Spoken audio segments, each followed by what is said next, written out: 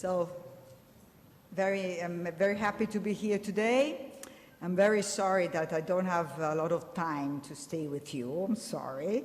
Because in the same day, it was already planned from a lot of months that we have the International Advisory Board. So I have to follow this type of meeting that for us is very important because we are discussing about our strategic plan for the next 6 years. So for us, it's a very important meeting. But the good news is that climate change is at the top of our interest for the future. And so in a way, I'm not here with you discussing this topic, but we are working in the backstage so that we can have this type of interest as one of the research areas on the edge, how we say, that it can be important for the future of Sant'Anna, but not just of Sant'Anna, but also the federation with the Scuola Normale and IUSS. So in a way, it's very nice for me thinking that in one room of our school, we are discussing about the strategic plan with our International Advisory Board, and then the next room next to, there's somebody that is concretely discussing the topic with a very innovative approach because the different perspectives they are discussing the topic exactly the way we would like to work on the future strategic areas for research in our institution. So thank you very much for being here. I'm looking forward to meet Roberto at the end of this day to have your thoughts about how we can concretely go forward on this big project that started in Sant'Anna 1 year now, more or less? Less, from November, but okay. So I don't want to say nothing more, and I just wanted to be here to welcome you, and I hope you will have a very good day to work on this topic all together. So perhaps this is not the perfect room because it's quite a large room, and probably we have to think on new type of rooms where we can discuss better, but I hope you will be able to have the best also if the type of facility is not the perfect one that we would like. We will work on this in the next 6 years, okay? So please, Roberto, come and help us.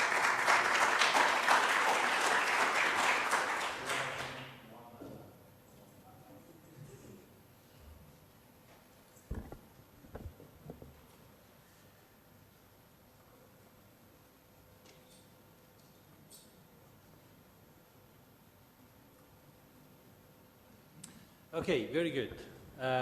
Thank you everyone for being here.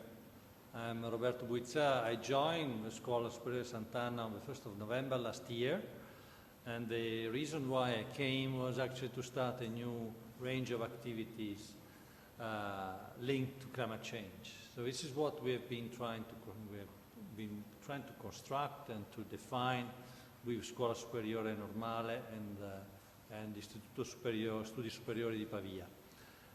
What I will try to do now is to essentially give you a brief introduction of what we are trying to do. I thought to do it for some of you who might not know about it, but also for Souhail and Carlo, so that they know a little bit more about the content, about what we're trying to do. Okay? And first of all, and secondly, let me thank Souhail and Carlo for traveling down to the this hot weather to spend the day or two with us. Okay, so first of all, let me say a couple of words about why we organized this workshop. If I think about climate change and I think about how we are studying it, it's clearly a mix of observation. You need observations, and you need to be able to use observation, extract signals to understand how the climate is working. you need research and development and science to build the models that, for example, can help you understanding the past when you had very few observations, or they can tell you something about the future, that can give you the so-called climate projections about how the future climate could look like. Also, reality and science help you building models. Observation help you validate the models, help you assessing whether your simulation of reality is close to reality or not. Because if it's not close to reality, it's very difficult to try to justify using model projections to take actions or to invest money to deal with climate change. So there is this clear link between observations to validate models that can be used then for the future. And then there is all this big, huge new sector that started a few years ago of, well, forecasts have been there for many years, but of the climate services. World climate services started being used a lot about 6 years ago when the European Union started, 5 years ago in 2014, started the so-called Copernicus services that Carlo will talk about. So we are here because of all these links. Now you will hear my colleague Souhail from Ecmwf talking about a certain specific area of modeling, the modeling of the surface processes, the land surface processes, why they're important, how it's done at the leading place in the world, which is the European Center. Then you will hear about the Copernicus services, the climate services and the other services, how they can actually help people like us and doing research and helping the country, for example, to define the right strategies to mitigate and adapt. And then it's us, it's me and Luca. I will talk about this initiative, and Luca will talk about what we're doing here on vegetation, on plants. Because the link that we have been thinking about is the link, for example, about what we do here to validate the models, or what we do here, compare what we know about, for example, the carbon cycle and vegetation to what is done at places like the European Center. This is just a reminder of the program. So let me say a few words about this new initiative, so-called Free CSA, Center for Climate Change Studies and Sustainable Action.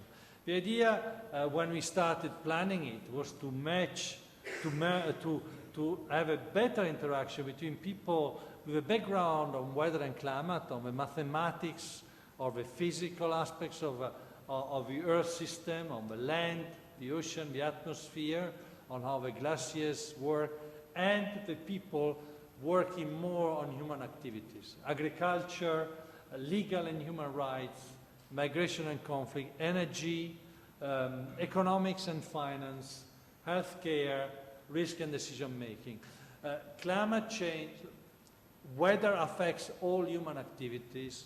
Climate change is going to affect all human activities. If we want to define sustainable actions, the idea is to try to use as many information we can from the experts working on weather and climate, so together with the expert on human activity, to design how best to adapt, to define mitigation policies or adaptation policies, to justify, for example, investing 1% of GDP for the next 30 years to reduce CO2 emissions, because otherwise the cost could be higher or not.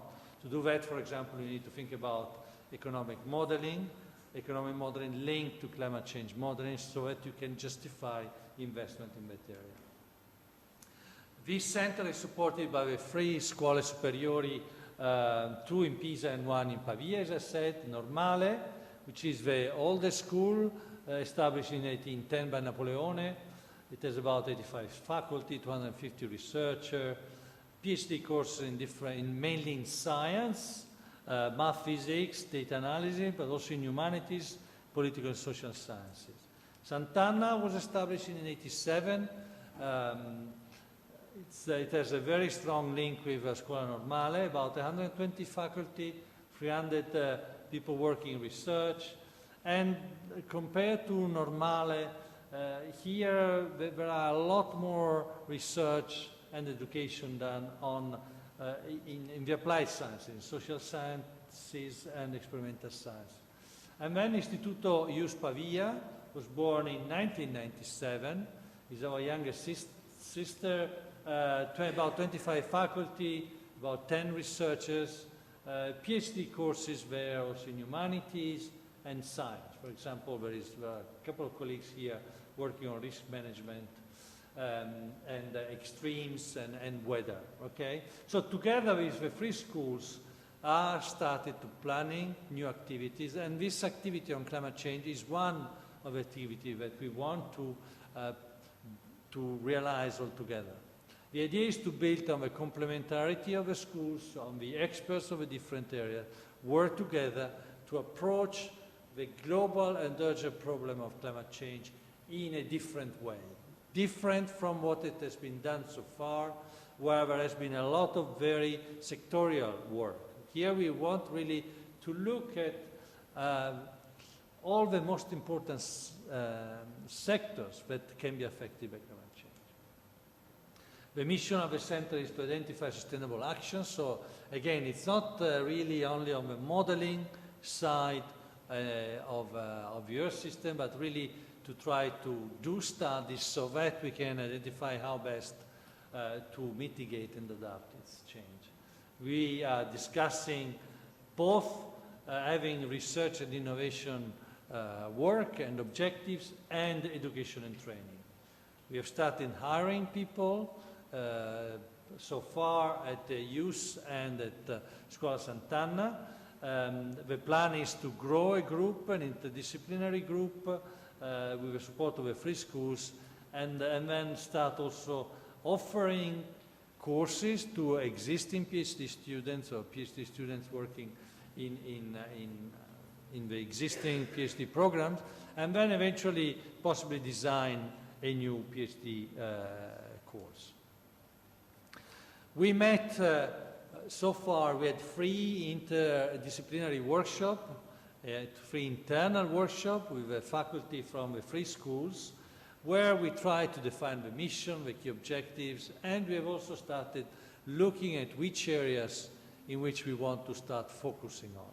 So far, we have identified these 9 areas of work: climate change, risk management, modeling and economics, biological machines and adaptation, new observation platforms to monitor the climate, the Italian Climate Change Act, which is something missing, but which is something we would like to promote and try to convince the government to work on, climate change and health, big data analytics, how best to extract information from all the existing huge sources now of data that exist, climate change, conflict and migration, how we can help people working in this field to prepare for what could happen in the future.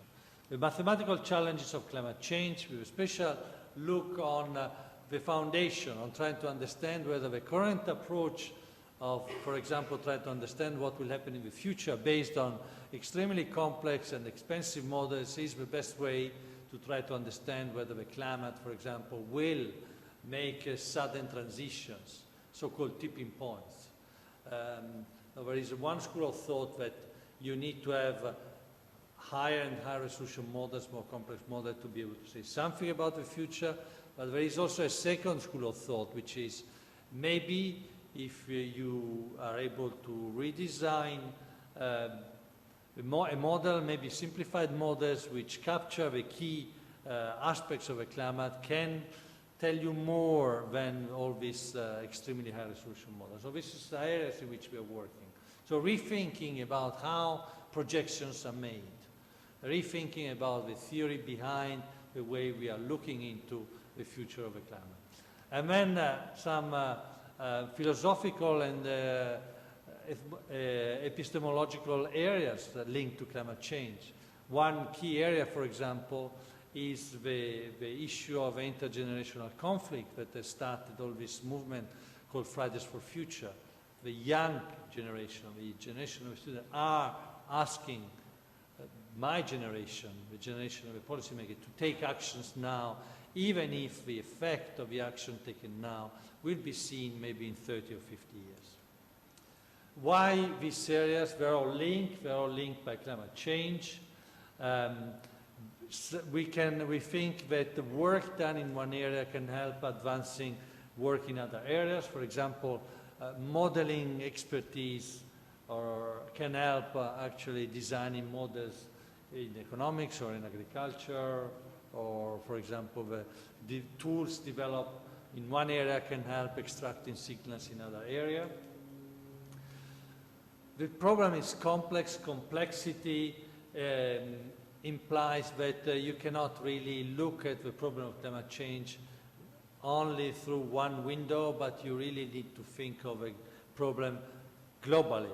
Think about, for example, how the decision by Macron to put taxes on fuel, taxes that the money should be devoted to combat climate change, backfired to the government. Clearly, what was missing there was a real thinking about how to address the problem and how also to communicate the fact that clearly if you pollute, one way to reduce pollution is to make polluting more expensive, but because it went and hit the most vulnerable part of a society, of a French society, it backfired and it's actually not working. So this is an example, in my view, of an area where if one had thought more in an interdisciplinary way about the linking of a decision, higher taxes on fuel, could have had maybe things would have been done differently. Methods and tools also developed in one area can be used in another one. And then if we think about, again, taking decisions, political decisions, you can take political decisions in areas like this. For example, investing 1% of GDP for the next 30 years to combat climate change can only be done if you can support such a decision using as many information as possible. The link between us, what we are trying to build, Copernicus, Ecmwf, is also a link about being able for us to exploit the data that institutions like Ecmwf or Copernicus are generating. We need data, observations, reanalysis, they will talk about it, seasonal forecast, climate projection, to advance R&D, to understand the future, and to educate the new generation, but also to improve the services and decide exactly what to do. This is an example of a link that we're trying to build between climate information coming from, or climate data coming, for example, from Copernicus, the issue of understanding how extremes, like the heat wave we are all affected by in Europe, and the impact of events, more frequent extreme events on society from an economic point of view, on the micro aspect and the macro aspect of the economy. So linking all of this, maybe even thinking about building economic model that can have a two-way feedback mechanism with climate change is a way forward that can be used for us to go and try to convince people to invest money to address the problem. A second example is on how best to use data coming from Copernicus satellites, and Carlo will talk about it, in different sectors, for example, agriculture. A third example, I mentioned it already before, is on these mathematical challenges of climate change. There are a lot of questions that are posed. For example, will the Gulf current switch and switch off at one point, causing major changes in the atmospheric circulation in the climate of Northern Europe? Will Greenland completely melt?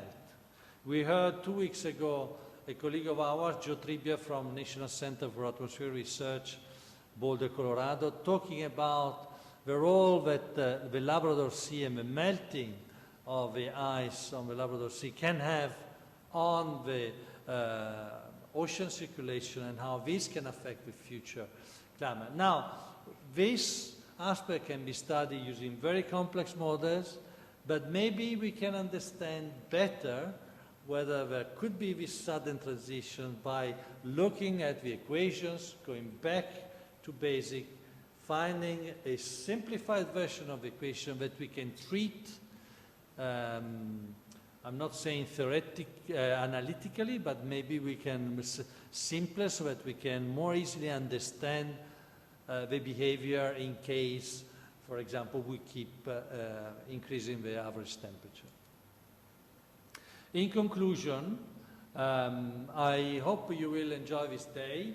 The idea is essentially to link global ventures like Ecmwf, Copernicus with work done at academic institutions like the three Scuole Superiori, Normale, IUSS of Pavia and Sant'Anna. Because if we work together, I think we can advance the understanding, we can help people like them to improve the models, and we can learn how better to use the data that these international ventures generate. We can be more effective in translating research into impact if we talk more and it's clear, for example, the uncertainties linked to the data they are generating. And finally, my last point is about this initiative that we have started. It wants to be the response of the Scuole Superiori Federate to the challenges posed by climate change.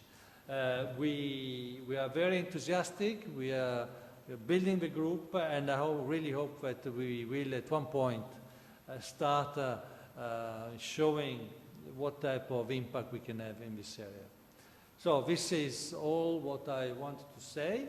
If you have questions for me, please.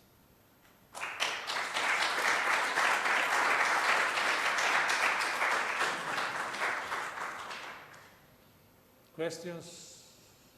If there are no questions, I will move to the second speaker. So the idea is that we will have all these 4 talks, and then so that if people then has to go somewhere, we will not have any. I don't think we are planning any break in between, correct? We can just bring back the agenda. Okay.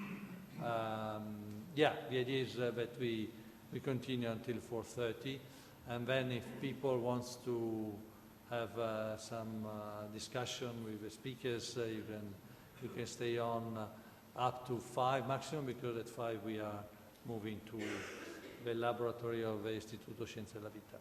Okay, very good.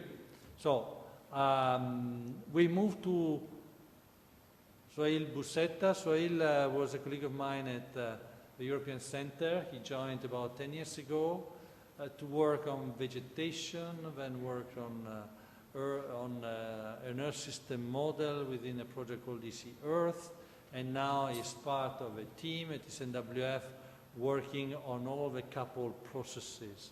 So the team in which Souhail works is tasked with designing models that can simulate, for example, how the land surface processes interact with the atmosphere, how the waves interact with the flow over the waves, how the dynamical currents in the ocean interacts with the atmosphere, and so on.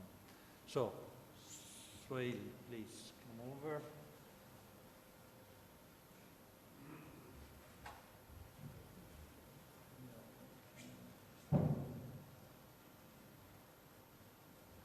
So here you have.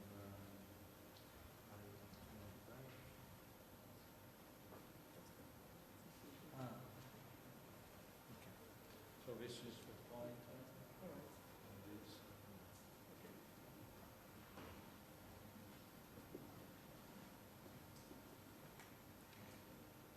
Thank you, Roberto. Good afternoon, everybody. And I would like to also thank everybody for giving me the chance to introduce the the work that we do on the land surface at the Ecmwf. I know that my voice is a bit low, so I think I need the mic anyway.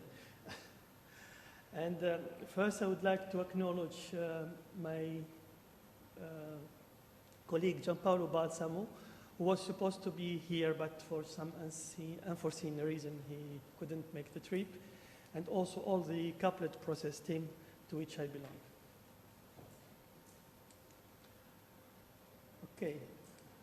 Oops.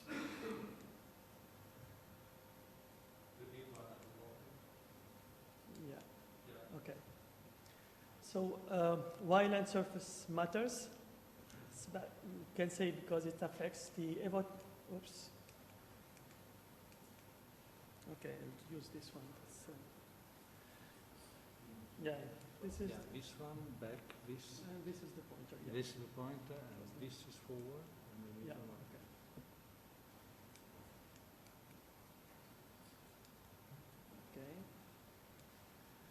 Okay. Okay, so because why land surface matters, because it affects evapotranspiration and the energy partition at the surface, and then it affects the boundary layer development, the cloud and precipitation, but also it affects the global carbon cycle and interact with the climate change condition. All of this would be also a key link for the water and food and energy nexus.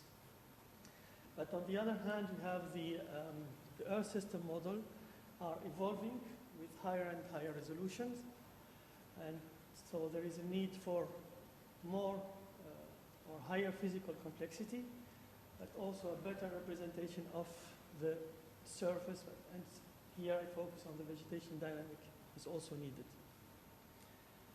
Again, as Roberto mentioned, that satellite observation are becoming also more available with higher resolution and higher frequency that could be used either to calibrate or to monitor the models. So here I present the land surface modeling components at Ecmwf. And it's actually a 1D model, which includes what we call tile, which deal with soil, snow, vegetation, lake and coastal water.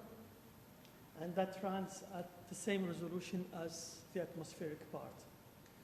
So for instance, we had the evolution of the surface model itself through the years. So we have an improvement in the hydrological part in 2009, where we improved we introduced the Wenger-Einstein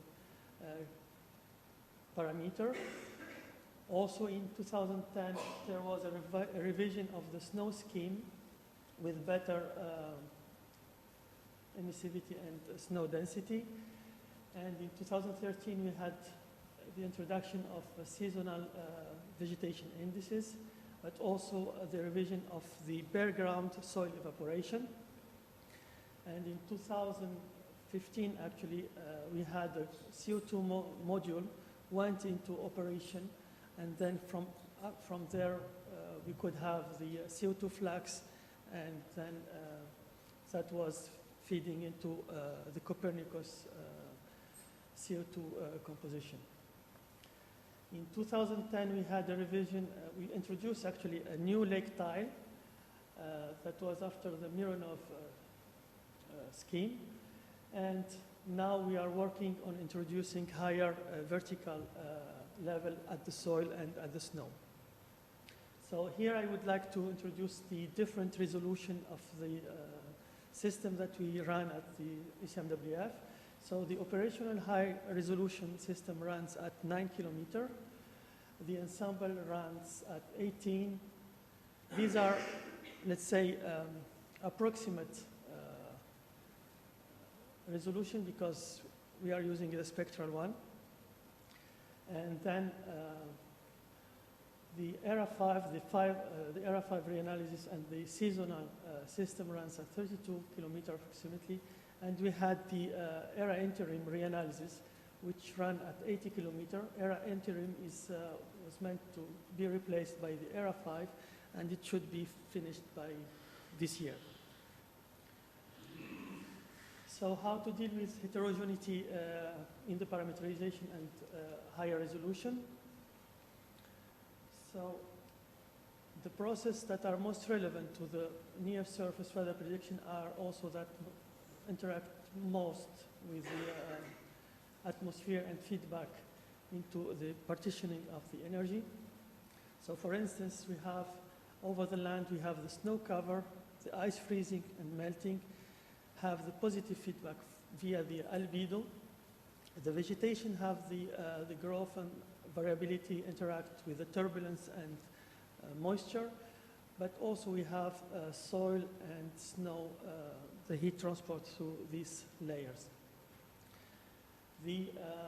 Over the ocean and the cryosphere, we have the transition between open sea and ice with a covered condition.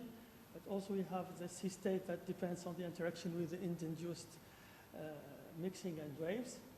And we have also the vertical transport of the heat as well. And then for the lakes and the water body, we know that we have a large thermal inertia, and we have a different albedo and roughness when we have the lake. So we see that this difference and this heterogeneous surface calls for high resolution horizontal, but also in the vertical, to better represent this interface between the surface and the atmosphere coupling. So how we deal with this? As I said, we have, in the surface model, we have 10 tiles, which represent the vegetation, the soil, the vegetation with high and low types, the soil, and the lakes. Here I take the example of the taking into account of the lake and how it is important for the energy partitioning.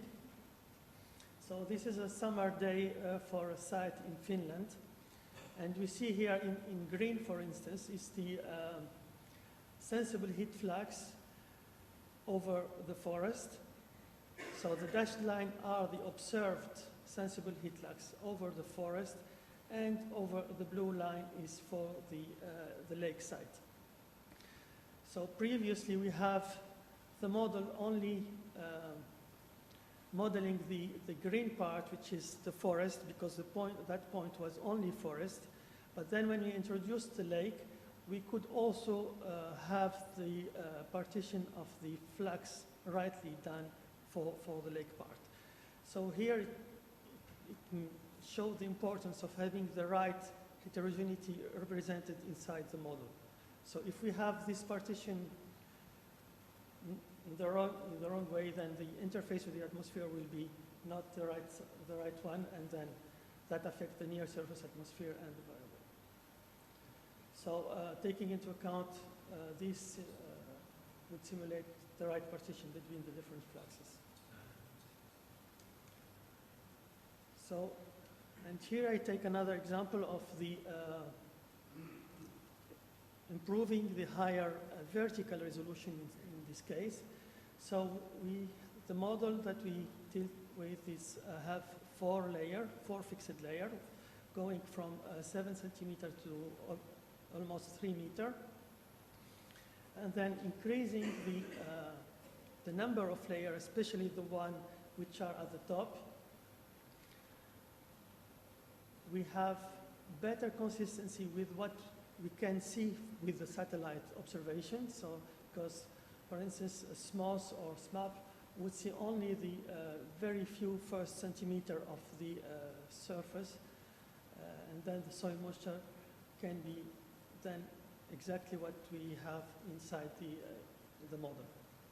So here, the plot here shows the anomaly correlation, the improvement in the anomaly correlation when we go from this 4-layer to 9-layer, and we have about 30% improvement in the correlation of the soil moisture at the surface.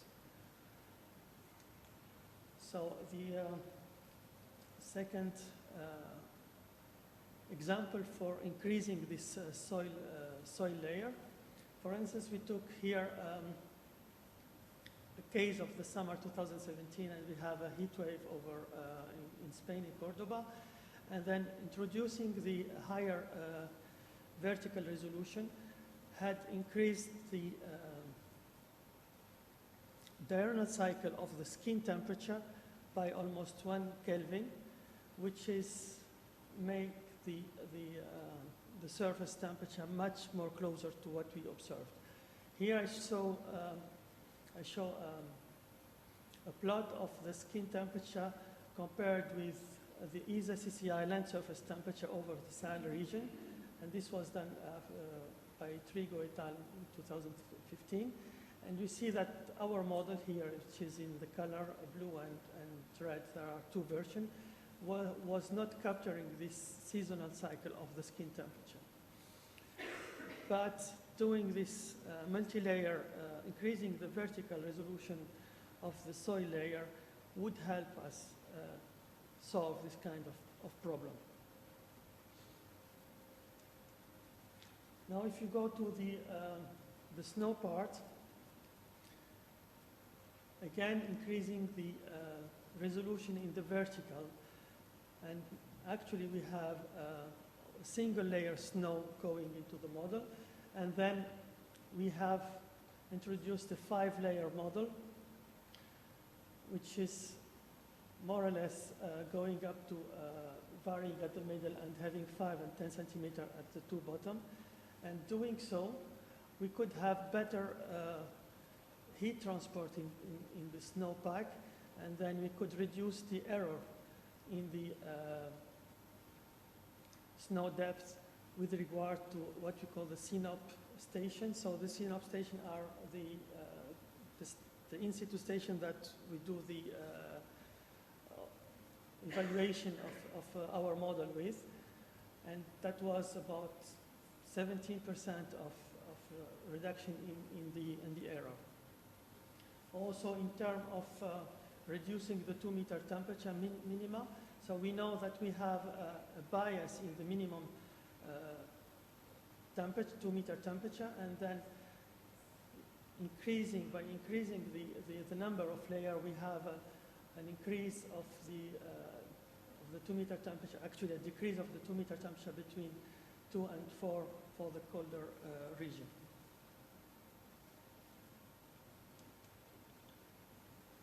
Again, this is also a result of increasing the number of snow layer. And here in black is the observation, the 2-meter observation.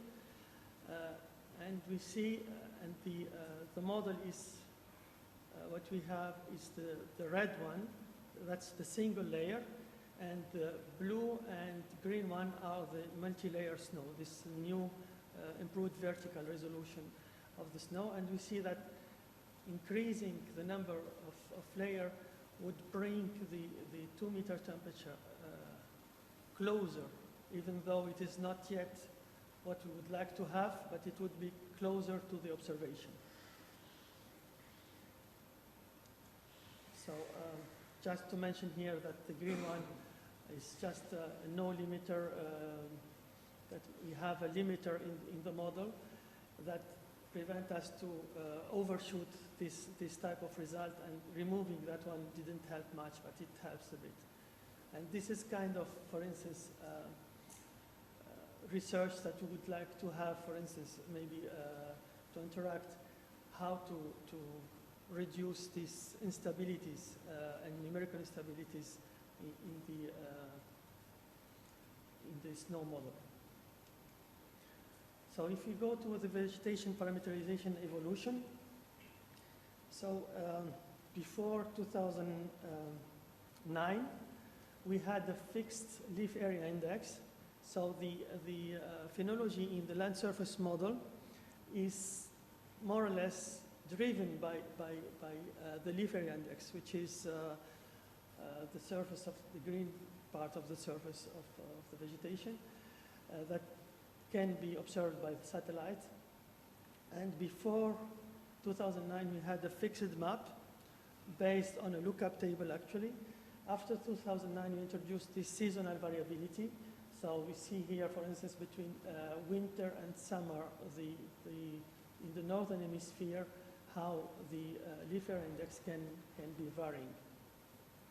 And this variability, the seasonal variability, was completely missed in the previous version. So doing so, we could have, here I show a spring map of the 2-meter temperature again. I'm focusing on the 2-meter temperature because that is the most relevant, let's say,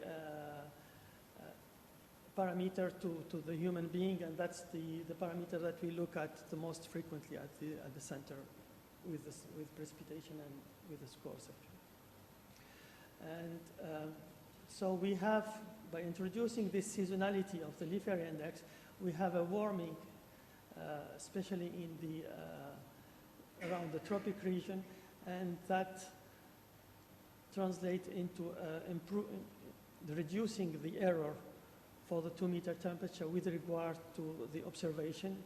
And here, that could be have a beneficial impact on the surface forecast. Okay, so then we have to go further in complexity and introduce the carbon module. So why we are looking into a carbon module as a numerical weather prediction center? Because it actually have the same pathway as the water vapor. So this is, if we see the stomata here of the vegetation, we see that the CO2 and the H2O, the water vapor, have the same pathway. So if we have evaporation, we'll have also some CO2 absorption. And that was the first thing that we wanted to see.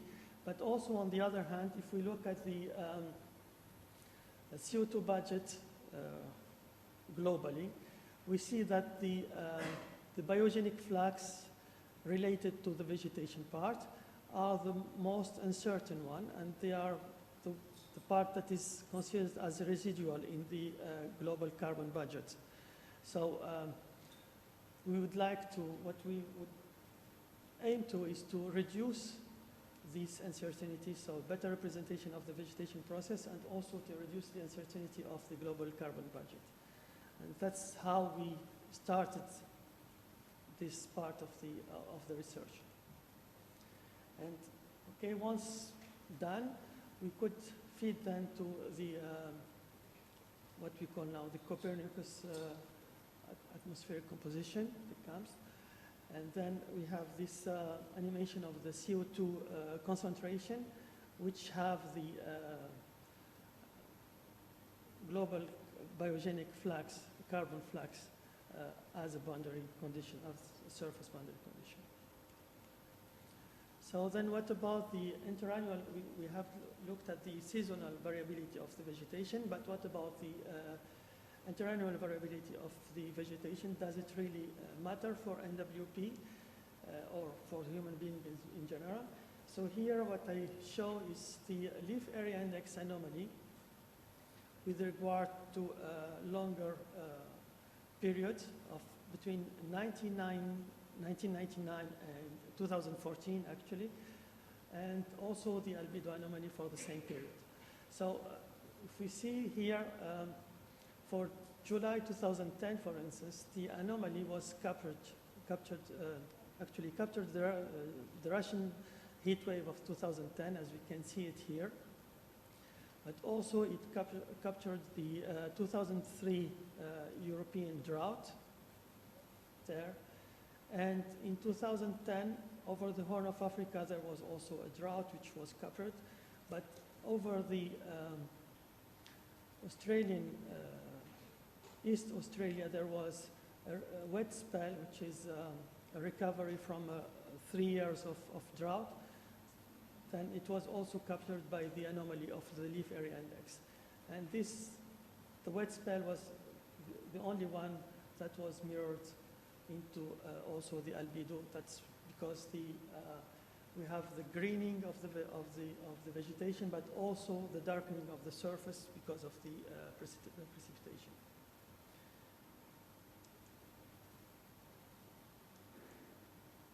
Okay, so if we focus now on the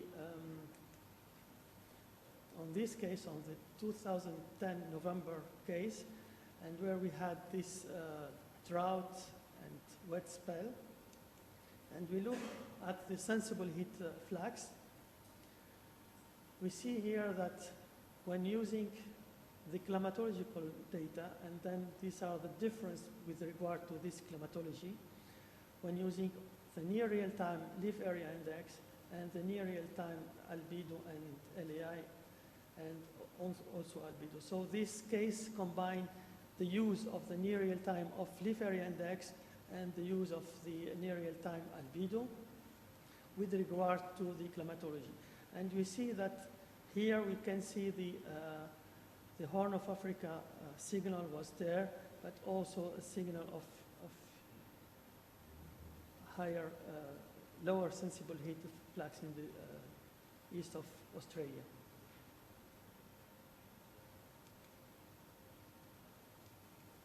Okay, and that was translated into the near atmosphere actually. So by having a warming in the 2-meter temperature in the Horn of Africa and the cooling in the 2-meter temperature in the west of Australia, this helped reducing the error in the 2-meter temperature with regard to the observation, both in the dry case and in the wet case.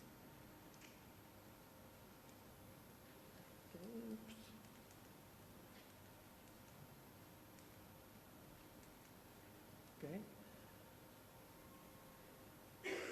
And then using the same case, we could also have the net ecosystem exchange anomaly for this region. And you see that this net ecosystem exchange were detected also, this anomaly were detected in terms of net ecosystem exchange for the Horn of Africa and for the west of Australia. And that is a good result for monitoring actually the drought and also for agriculture indicator. So going from the net ecosystem exchange to the above ground biomass, which is a more related indices to the agriculture, for the same case, we can see that here also the drought was detected and the wet spell was detected. Okay. The other kind of research that we are working on actually is to introduce the variability of the vegetation cover, since we are also using the vegetation, a simple map or a fixed map for the vegetation cover. And then we thought that using Beer-Lambert law that relates to the leaf area index would give us also the seasonal variability, but also the interannual variability of the leaf of the vegetation cover. And doing so, we applied this new formulation for a case where we have a cold bias over the Scandinavian region of 4 Kelvin, and also that was a moist bias in the same area. And doing so, we could reduce also the 2-meter temperature error and the relative humidity error, as we can see here. So this is all a reduction area of the 2-meter temperature and the relative humidity. And the change here is mostly attributed to the change in the vegetation cover, which was also linked to a change to the albedo. So the next research that is going on the vegetation part is about the leaf area index, predicting the leaf area index rather getting it from the satellite.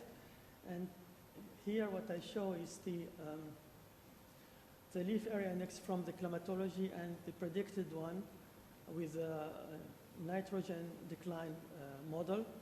And you see that we have more or less acceptable correlation, but then when we try to also control this by a relaxation toward the climatology, we could have even better modelization of the leaf area index.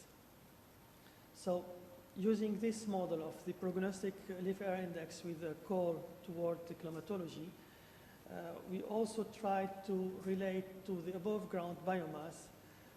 And here I show some two sites from the Flux net, and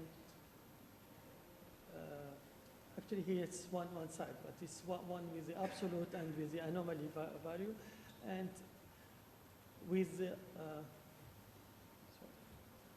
climatological, the near real-time data gave us much better correlation with the observed above ground biomass.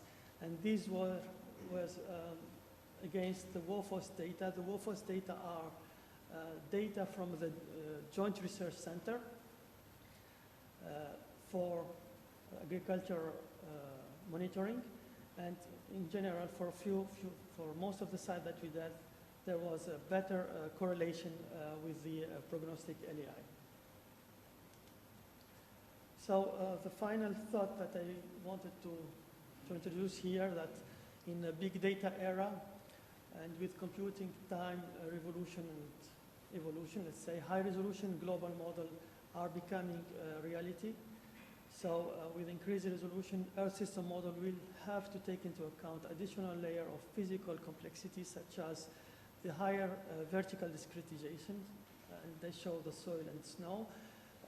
Also vegetation interaction with the snow and the soil, but also the surface atmosphere coupling and the link with the satellite land surface temperature, but also a better CO2 evapotranspiration coupling process by also using the satellite fluorescence observation. That's the next step that we are looking forward. And also with increased surface-related satellite observation product, there are potential for further improvement in numerical weather prediction system that are linked with the land surface by better initialization, better process description, but also possibility to better tune non-observable model parameter. Also taking into account realistic vegetation dynamic is important for accurate representation of the surface flux and eventually better atmospheric predictability, and the enhanced connection between the albedo, the LAI, vegetation cover, and eventually the surface roughness in the Earth system model will most likely increase the sensitivity to the vegetation dynamic. And with this, I would like to thank you. And that's it.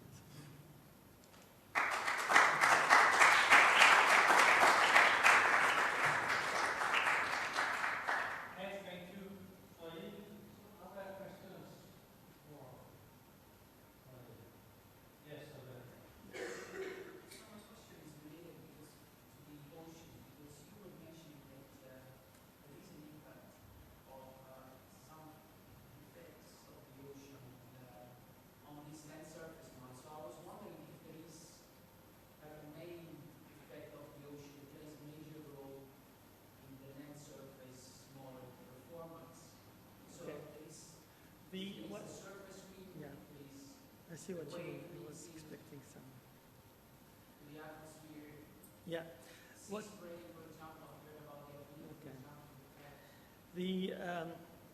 Actually, what we have at the ECMWF is that the ocean model and the land surface model are separate, and they don't really communicate with each other, but they communicate with through the interface with the atmosphere. But a direct link between both of them is not there. I showed this slide, maybe you refer to this one. It's because I belong to the couplet process, and then the couplet process has the ocean part as well. So the ocean model is NEMO, but the land surface model is CH-TESL. So it have an impact, but on the atmospheric part, they interact with each other on the atmospheric part. But they don't interact with each other directly, let's say. Yes. Shows the role of Parameterization in the improvement of the model. Yeah. I wonder how much complexity you can have compared to, for example, colors or Yes, that's a question that we have quite frequently in our team. Like adding a complexity for the model in terms of vegetation or keeping it simple. So the base is to try to keep it the most simple as possible to be able not to burden the global model. But in our case, we see that in general, taking into account more complexity, like what we have, for instance, we have this BATS classification and 20 type of vegetation, which each type has a different parameter that we could use, and then that is part of the complexity that we have.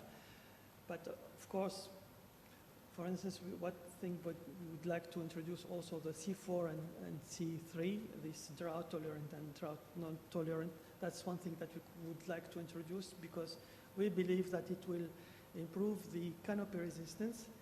So it will improve the interface with the evaporation, evapotranspiration, but also it will improve the carbon flux as well.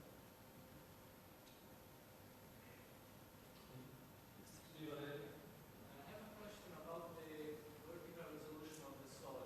Yes. When do you plan to introduce this In operation? model cycle, and which is the expected reduction in the error of, for example, future temperature? Okay. The expected reduction in the error is okay. Here in this case, it was about 1 Kelvin, but it could vary because this is an extreme case. It could vary pretty much. But what we expect most from this change is the improvement of the diurnal cycle of the land surface temperature. This part is already in the what we call the offline version of the surface. In the operation, it still needs some testing, let's say. We hope to have it once the computer is in Bologna, because the cycles are going to be phrased now.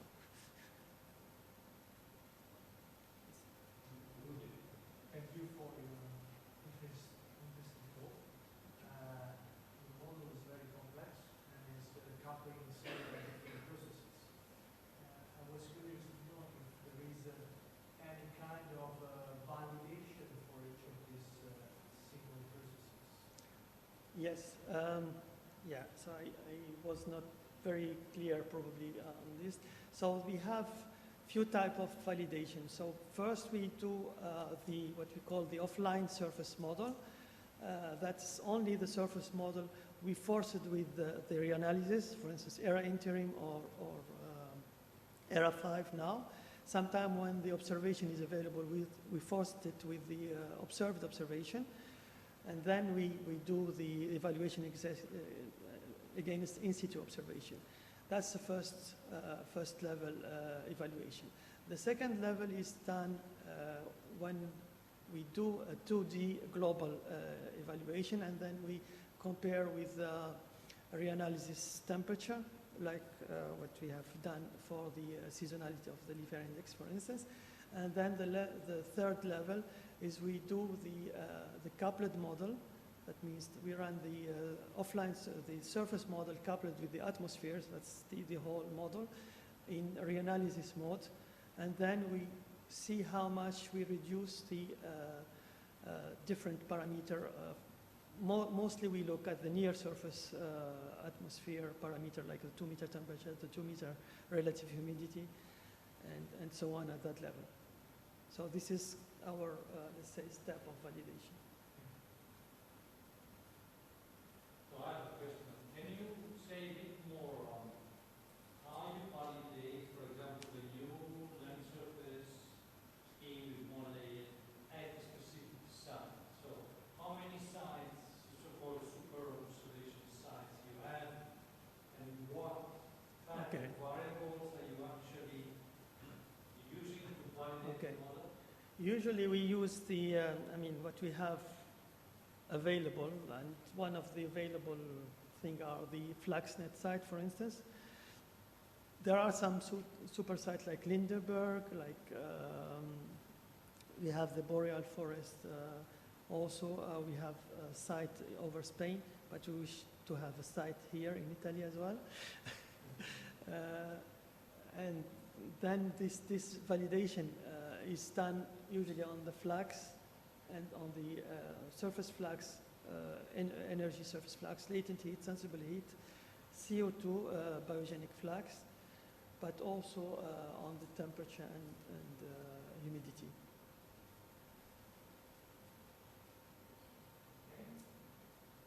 Well, thank you. Thank you.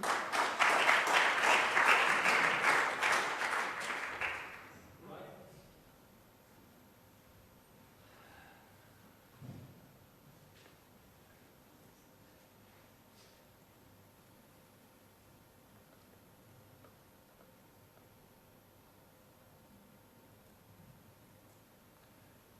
So Carlo joined the European Centre about 4 years ago. European Centre was appointed by the European Union in 2014 as the entrusted entity to run 2 of the Copernicus services, and Carlo has played an important role in setting up all these services. Before European Centre, he was in Exeter at the UK Met Office. Before that, I don't remember, but maybe he can tell us. Today he's going to talk about Copernicus service at Ecmwf. I think this is important because, so we heard about the model, some more detailed information about the land surface modeling. What we will hear from Carlo is what this type of huge international project is aiming to generate in terms of data that academia, for research and education can use, or that can be used actually to generate services for real-time users. So, Carlo.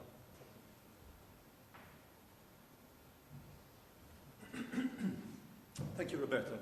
It's a pleasure to be here with you today. Thank you very much for the invitation. Yes, I will be talking about Copernicus services at the Ecmwf. At the moment, I'm the deputy head of the Copernicus Climate Change Service at the Ecmwf. I will try, following the kind invite from Roberto, to also say a few words about the Atmospheric Monitoring Service. Before I do so, a couple of things.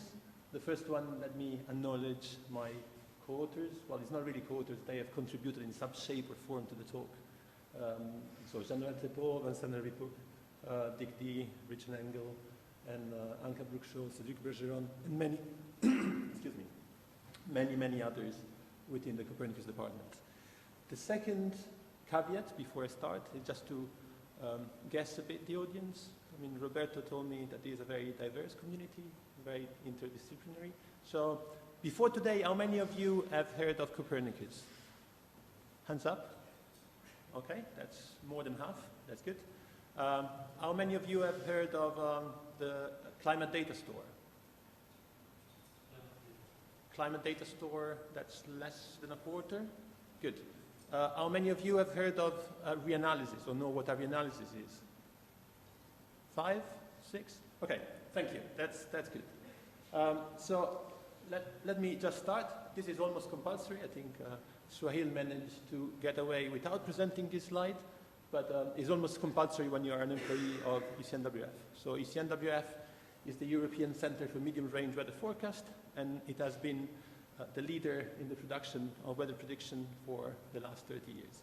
And is one of the jewels of Europe. And Americans are incredibly envious of this excellence because they try their best and they don't manage to match our requirement, our performances. So it's thanks to the people like Roberto, to the work that Souhail has done, that we have such a good model. So the one on the right is a bit a dense plot, but it represents how good the forecasts are depending on the lead time. So the forecast at 3 days is the blue line, the two in the red represent the forecast 5 days ahead, and so on. And as you can see, now we have forecasts even at day 10 that are more skillful than guessing. The spread, so the thickness of the line, represent the performance of the northern and southern hemisphere. And as you see over time, the two tend to converge, and most of it is due to satellite information, as you will see in a minute. The one on the left is a bit more complex, but gives you some information about the skill in precipitation, rather than a strange concept, which is the 500 millibird geopotential height that you see on the right. How we do it? I mean, given that it's a diverse audience, I put an equation there. It's the only equation. So if you're into equation, I'm sorry, this is the only one. If you're not into equation, well, it's the only one. Basically, the idea here is that when you make a weather prediction, what you try to do is to characterize in the best possible way the state of the atmosphere and the ocean at any given time. So at the time you start your integration. So you have the information coming from the previous forecast, and you have all the observation, and what you try to do is to minimize a cost function. Then depends on the distance between the model and the observation, and depends on the distance between the model and the previous forecast of the model, weighted by the relevant error. So that's what we call data simulation, and has been the key to the success I've shown you in the previous slide. So we are terribly good at ingesting data. So that's our strength. The data simulation is a mechanism to ingest satellite information, ingest information from the land station, from the balloons, from the ships, the airplanes, and so on. And if you look at this, these are the number of observations we collect every day, and this is our today, and this in the future. And what is important here is that 98% of the data actually are coming from satellite. So we are a huge consumer of data coming from satellite, of satellite data. And when I talk about satellite data, I really mean data. I mean, satellites are very nice, and they generate these nice images that you see on TV, and they are fancy. Well, we are not so much into images. We really want the radiances. We want the raw data that we can ingest into the model. So that's one of the reasons why the European Commission, as Roberto was saying in his introduction, has entrusted us to run 2 of the 6 services of the Copernicus program. So Copernicus is largely a satellite program, meaning that most of the effort is put in the design, in the launch of satellite, in the retrieve of the data. But alongside the so-called space component, there is also a service component. And the idea of the service component is really to take advantage of this investment of Europe in generating services, in generating value for the society. And it is structured on 6 services, as I was mentioning. So the atmosphere, I will say a few words about. The climate change, I will focus more given the audience and the reason why I'm here. The land, marine, I won't say anything. And the emergency is actually another service that, while it's not entrusted to Ecmwf, we contribute very much towards. And security is completely different. It's about monitoring borders, monitoring war zones, and so on and so forth. Okay, let's start from the Atmospheric Monitoring Service. This is the oldest of the 2 services we are running, in the sense that it comes from pre-existing activities known as MAC. And this actually was based on a number of years of research, and the focus of the Atmospheric Monitoring Service, also known as CAMS, is really to provide information about trace gases, about pollution, about aerosol, and so on and so forth. And this is a nice survey done by the Office for Sustainability of France, and looking at the general population, what are the issues that affect the people the most, and the top 2 were global warming and air pollution. So meaning that probably we have something interesting to work on. Sorry. Right. So why do we need CAMs? Well, we need CAMs because the observations that are coming from satellite are essential, but the direct use is limited. There are plenty of gaps. So, for instance, this is a NO2 tropospheric column from Sentinel-5P. And as you can see, first of all, these are column value. It's not the value you breathe in at nose level. And secondly, there are plenty of holes because the retrieval couldn't work there because there were clouds, because there were other things. So you cannot use this directly. You need to merge it with something else. And what we merge it with is the model. So we blend the information coming from satellite with information coming from stations in order to obtain both an analysis, as I was mentioning at the beginning, and a forecast for the next few days. So these are just an example. What you see on the top is a near real-time animation coming from CAMs. And what you can use this information for is the generation of product. Product can work for energy, for solar panel. For solar panel, actually, what is really important is the transparency of the atmosphere, in the sense that the amount of energy you generate depends directly on the transparency.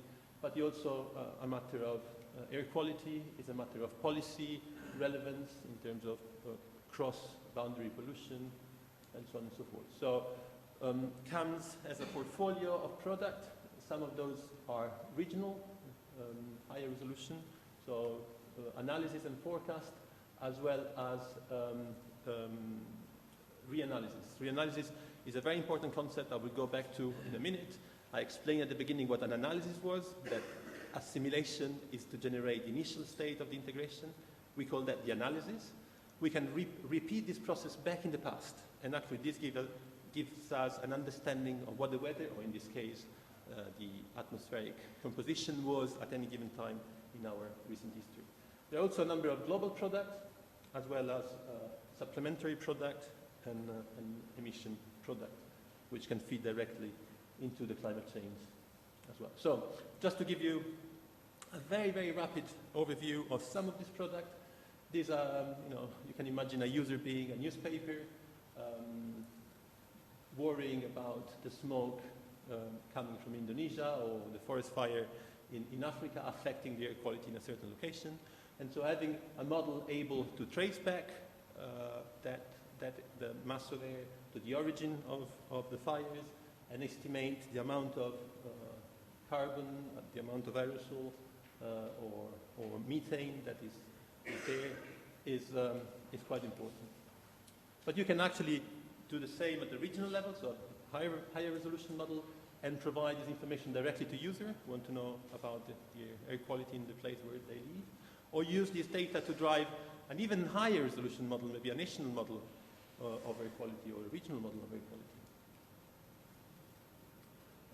And as I was mentioning before, there is a very strong case, and becoming more and more important, about the ability of monitoring the cross-boundary transport of pollutant, especially PM10 and PM2.5, because you want to attribute a specific exceedance of a threshold to a local pollution, or as opposed to transboundary transport. So, if I cannot get out with my, walking with my baby in Bologna today, is it because of the factories in the Po Valley, or is it because of what was happening in France? This is becoming an urgent need for policymakers all over Europe and all over the world, really. And it becomes even more interesting when you start accounting for the regional emissions, so anthropogenic emission, air pollutant, and for instance, you start to see in the analysis from CAMS, you start to see the transport networks, especially the shipping lanes, that emerge quite clearly in the NOx, in the nitrate and nitrogen oxides, as well as a number of other pollutants, including aerosols. I just want to close this very, very rapid scan through CAMS with somehow a point of contact between the two services and is very much related to the greenhouse gases. So some of the gases, some of the trace gases I was mentioning before are greenhouse gases, CO2 for sure, but also methane and N2O are quite important, as well as aerosol is known to play a very important role in controlling not only climate change, but also climate variability and decadal variability, especially in this side of the world. So having a good understanding of the fluxes is becoming incredibly important and can actually be one of the building blocks of what could become a CO2 monitoring service. So now that we have Paris Agreement in place, one of the questions is how do we enforce Paris Agreement? How do we ensure that the different countries are doing what they've promised? So having a monitoring system able to tell or to estimate the amount of anthropogenic CO2 or greenhouse gases emitted by different countries is vitally important. This is the first step in that direction, but much, much more is required because the sort of inverse modeling, the inverse modeling from satellite into product is complex and requires a lot of new technological development, especially on math and especially on data simulation and the like. Okay, with this I basically stop talking about CAMS and I go and discuss more specifically about the Copernicus Climate Change Service. So what you see here is our mission statement that appears on our website, and it has a few keywords there. The first one is to provide authoritative information about present, future, and past climate, as well as tools, and this is very important, to enable climate change mitigation and adaptation by policymakers and businesses. So I think that the two key words here are really authoritative. If you want to provide information out there, you want that information to be perceived as to be authentic, trustworthy, and something you can rely upon. And the second one is tools. I mean, the size of some of these data sets, as you will see, is massive. And unless we provide the data with the user with some tools to deal with the data will sit there and makes no difference. But there is a word that is missing in this list, and probably is the most important word, which is operation.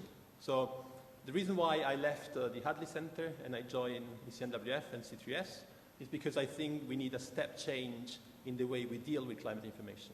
So we cannot rely upon a few willing students here and there and a few research group here and there. The challenge posed by climate change is so massive that we need a step change in the way we deal with the climate data and associated tools. And for me, this is basically what ECNWF has represented for weather forecasting. We need to do the same for climate projections, for climate information in general. So operational here means being operational in the production of the data, but also means having documentation, having standards, having a user support, having training material, having reliability in terms of software and hardware, so that you can build a chain downstream of the service that you can trust. And we are fortunate or unlucky enough to be here in a memorable day today, in the middle of another heat wave. So these were some of the titles this morning on the newspaper. Today is incredibly hot here, but it is even more incredibly hot in Germany or in France or in some part of Spain. A significant heat wave. So the question that you can ask yourself or a policymaker could ask is, well, is it a one-off? Do we expect more of those? How many of those do I expect in 50 years' time? What do I need to do in order to adapt to that? And in order to do that adaptation, in order to change the society or adapt the industrial processes, well, I have to have some concrete information I can rely upon. So, how did we organize the service? The core, the center of the service is the so-called climate data store. So the climate data store is basically a standardized and unified web interface to a huge wealth of climate data that doesn't necessarily sit in Reading at the CNWF. It can sit anywhere in the world, and we just make it accessible through the same interface with the same structure, the same information, the same look and feel. So it looks a bit like Google. Well, it's not as clean as Google, but the idea is to have something really easy to deal with. We opened the Climate Data Store nearly exactly a year ago. So I think it's a year today, probably. And I think we've done reasonably well. So this is a snapshot of our summary page on the Climate Data Store. And as of the 14th of June, we had nearly 16,000 users being registered, and we were delivering, on average, 40 terabytes of data per day. Actually, we had peaks around 70 terabytes of data. I don't know if you are into these numbers. 70 terabytes is a big number, it's a small number. It's roughly a third of the movies that every day are downloaded from iTunes. So I would think it's a reasonably big number. There are a couple of things I want to highlight. One is which are the data sets that are most popular. The first one are Reanalysis. So climate services, when we think about climate services, we always think about climate change projections, but actually as of today, most of the climate services are based on Reanalysis, are based on what has happened in the past. And then seasonal prediction are also equally important. Another couple of points on this slide. One is that we know who are the people downloading the data, and not surprisingly, China and US are on top of the table. So if you look at country by country, they are always on top, China and US, before anyone else. But if you put the EU or the European countries together, we are always on top, which to me is also a political statement that is worth reflecting upon. I mean, even on climate, on the global scale, Europe together is much stronger than anyone else. Within Europe, we know which are the most active users, and Germany, France, the UK are always on top. Unfortunately, in this slide, Italy was quite down the line. So next time I come, I would like to see Italy up there. There is some work for you to do. So what do we have in the Climate Data Store? Well, first and foremost, we have observations. This, as I said at the beginning, is a satellite program. So we structured observations, well, not all of observation, but a good part of observation around satellite information with the idea of building a climate data record for each one of the so-called essential climate variables. These are variables that the Global Climate Observing System has considered to be a minimum set to describe the climate system. So they are divided between the ocean, the atmosphere, and the terrestrial ECV, so essential climate variable. At the moment, we have 24 that are served in the catalog, or either are available already or will soon become available. And in the next round of Copernicus, we should extend this number to 40 probably. So we are trying to be to cover all the ECBs as much as practically possible. The second data set worth highlighting are the so-called reanalysis. So I mentioned before the reanalysis, so these are the analysis, the status of the atmosphere at the moment we start the integration of the weather prediction model. And we have rerun the prediction in the past. I mean, there is this joke among meteorologists that the predictions are very difficult, especially those about the future. To make ourselves, to put ourselves in an easier situation, we made predictions about the past. And this prediction about the past have been proven incredibly popular. So the paper underpinning this data set, Dick et al., well, actually, it was the previous reanalysis, has been cited 13,000 times. I don't think many of us have a paper with that level of citation. Everyone is using it because it allows you to have a 4D consistent data set covering the atmosphere and the ocean for any point in time back to 1979. So at the moment we are restricting this data set to the satellite era, to 79, but there is an intention to go further back in time. The globe is divided into small cells of 30 kilometers, and there are 37 levels on the vertical. And as you can see in the plot on the right, the data set comes with an hourly resolution. So you can have a description. I mean, if you want, you can go there and retrieve the weather the day you were born, provided you are sufficiently young for the time being. I can't. But I would like, most of the other slides you've seen were the work of ECNWF staff or of some of our contractors. This is not, and actually is work of a good friend of mine, Philip Rohan at the Met Office. But to me, it's quite interesting because it shows you the importance of observation, and now observation allows us to understand what the future is like, what the past is like. So this is an example using the reanalysis of what the weather was like, I think it was 1903, at the beginning of the 20th century. And you see, in some places of this plot, you see thick lines, and these are places where we have enough constraint to understand where the weather was, where the isobar was. Other part of the plots, actually, we don't have thick lines, because we really don't know very well what's the weather like. And why this is important? Well, if you try to characterize the risk, for instance, storm surges or the risk of flooding or windstorms, well, you want to have a very long record. You want to understand what is plausible, what is possible. And the longer you can go in the past, the better it is. At the moment, we cannot really go much beyond 1850, even with the most sophisticated techniques, because we don't have observation. So one of the things we have done has been to support, through Copernicus, the rescue of all data. So there is a lot of data in the archives. For instance, there's a lot of data on logbooks of ships. The sea captain were taking notes of the weather, and they were crossing the ocean, they were crossing the equators.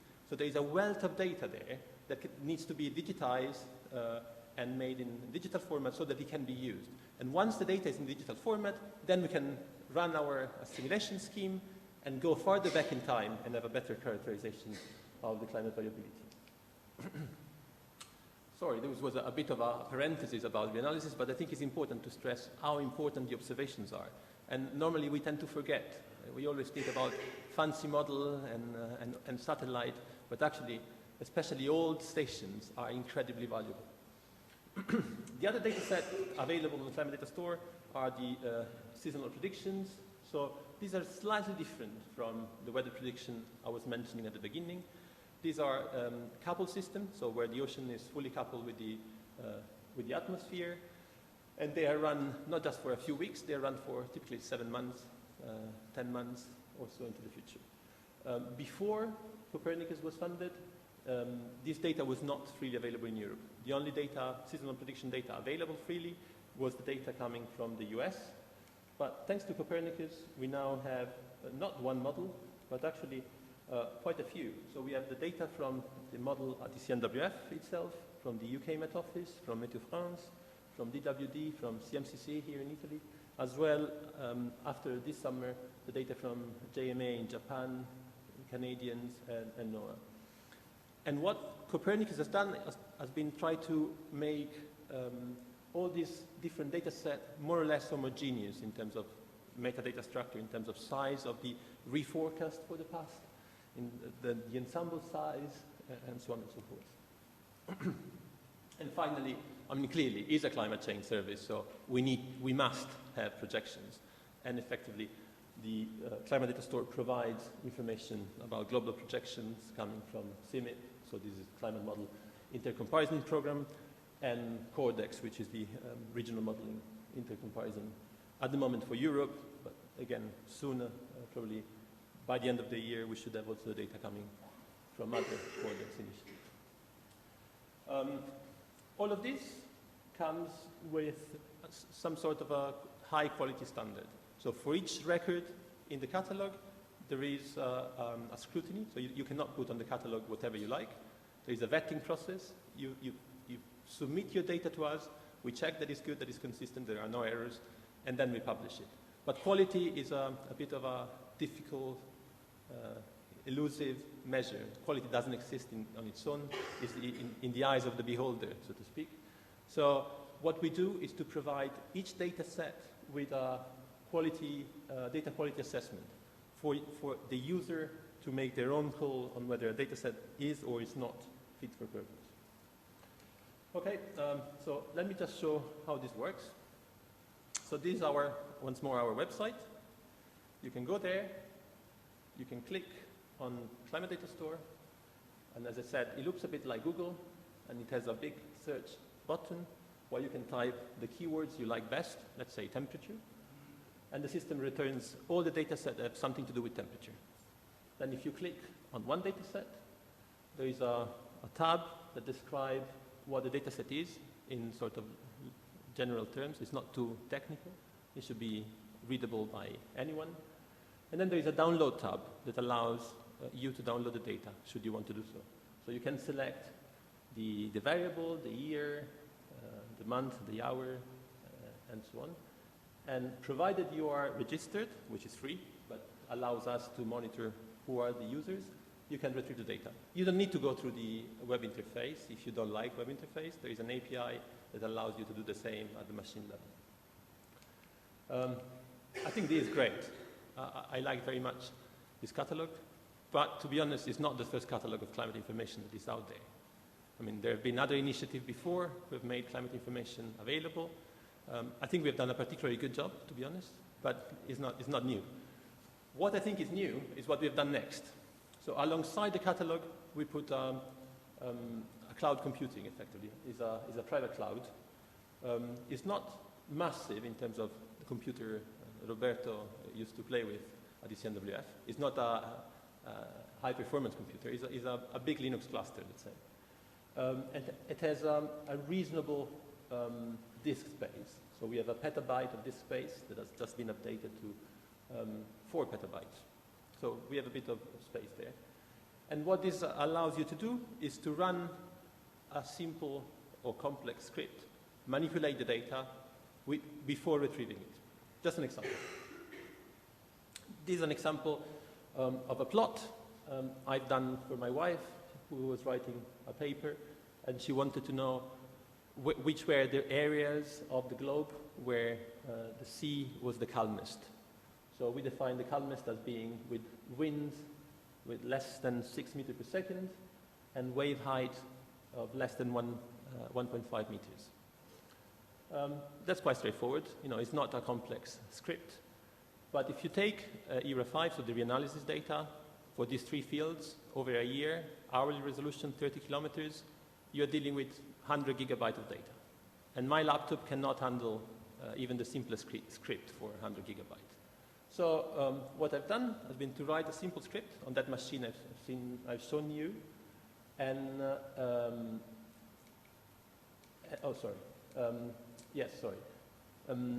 to run a simple script to generate this plot. And this has an additional advantage. Well, this plot is just 30 kilobytes, so it's not big to download, but more importantly, allows you to scrutinize what I've done. So if I show you this plot alone, you have to trust me that I've done a good job. And this is not a good base for science. So this is the motto of the Royal Society, is nullius in verba. I will take no one words for it, right? And if you want to be truthful to that statement, well, you know, you have to show your code. You have to be prepared to share your code. And that's my code. So if you are interested in this particular plot, I can share the code with you, and you can check what I've done. And this is a good approach because, I mean, this was a very, very simple example, but you can do the same approach for a much more complex example. So these are, for example, our climate bulletin. We generate climate bulletin every month on what has been the climate of the last month, and at the end of the year, a sort of a state of the climate. And these plots are now done with a few scripts that we have on our machines, but will soon be done entirely with a script of the sort I've shown you in the previous slide. So should you be interested in this one, well, you can check. You can check the data behind, you can check every single step in the production of these plots. We've done a bit more because, as they say, data is not information without users and context. So we actually have engaged with a number of users. So what you see here is a workshop we organized last year in Paris, and this is for the energy sector. And there are a few faces that you may recognize, of usual suspects from the academia, from IUSS itself. But roughly 50% of the people in these pictures are not academic, are coming from energy company, are coming from consultancy company, are coming from transmission system operator, and the like. And they provided input into the process. So we engaged with them, and we ended up with something that is a bit more complex than the script I was showing to you, and has a bit more rich interface. So these are, for instance, projections of solar PV for Italy for the next 100 years. These are predictions of solar PV for Serbia for the next season, or to say better, this is how good the predictions are over the historical period. And this goes a step further. Is a way of demonstrating the value of the infrastructure in a specific sector, in this case, the energy sector.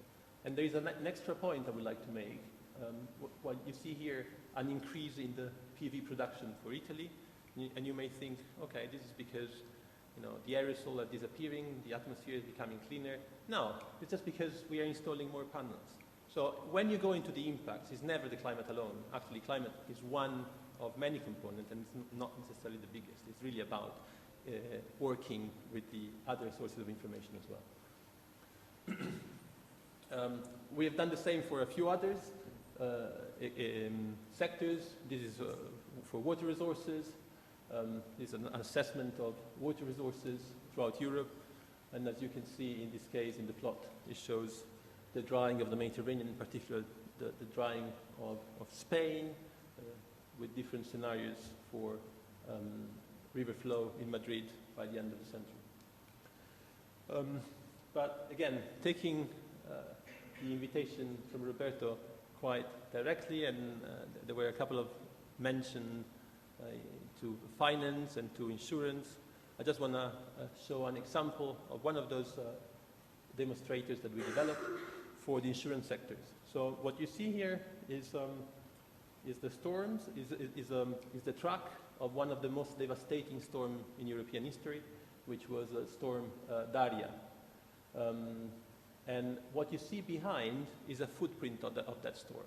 So the footprint represents the maximum wind gust, or 3-second wind gust, recorded anywhere in Europe during the duration of the storm. Why this is important? Well, it's important because you can mix this information, so the hazard, with information about where the buildings are and how fragile the buildings are, to obtain an estimate of the damages. So this has been done for all storms, all windstorms in Europe over the historical period. And then you can see in this plot, there is a ranking. I ranked them by impact, and I ranked the country by damage. So you see that the UK was the most damaged country over the historical period, and January 1990 was the most devastating storm, which is actually Daria, I was mentioning to you before. And if you look at this specific storm, you are able to map the damage in millions of euro per administrative region. And this is true for all storms in the catalog. Again, is a product, you may like it, you may play with it or not, but it's a product that goes all the way down to the economic impact, which is important for the industry. And again, it's worth stressing the traceability point, because clearly it's not the first time we do this sort of exercise. All the catastrophe modelers do this for a living, and there is plenty of experience there. But the catastrophe modelers typically are a black box, so that you don't know what they are. So having a maybe simple but fully traceable record that tells you how you reach those estimates of damage can be very, very important. Now, to conclude with something that is probably more relevant to the discussion on agriculture, I just want to highlight another of these demonstrators that we have done. In this case is an activity led by Wageningen University, and I don't know if there is any Dutch in the room. Sorry, I cannot pronounce it. Okay, well, good then. And they are one of the leading institutions worldwide on agriculture, and they'll be working with both, public institutions like the KNMI in the Netherlands, as well as a number of private companies on the building of this exercise. So the next 3 slides are in Italian because I forgot to translate them back in English, so apologies for those of you who don't speak Italian. But basically, they put together 4 kind of products. On one side, the climate forcing for crop modeling. On another one, hydrological indicators, some agroclimatic indicators, and as well as those also some enhanced satellite data. So you can, well, I think I have the full list actually. So you have all sorts of indicators that can be directly used by the agricultural community at different level. So it can be input into crop modeling. So you can, if you want to run your crop model on bias-corrected, up-to-date information, then you can find the indicators there.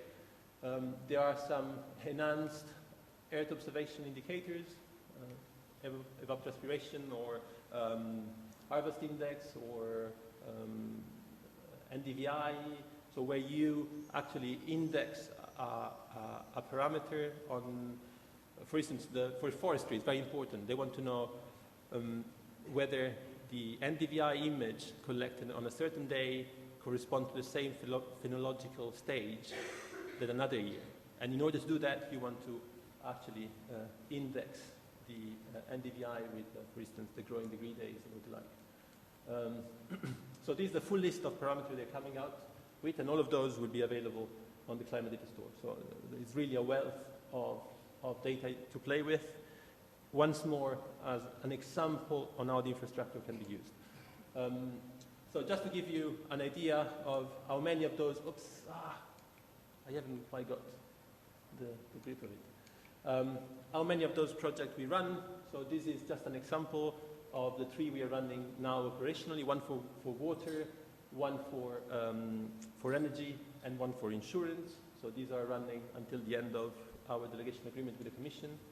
But in our delegation agreement with the Commission, there were a number of sectors that we were asked to address. So we have effectively demonstrator for agriculture, for sort of climate impact more in general terms, shipping, so for instance the opening of the Arctic route, fisheries, tourism, health, mostly on heat waves like today, or vector-borne diseases, as well as storm surges for Europe.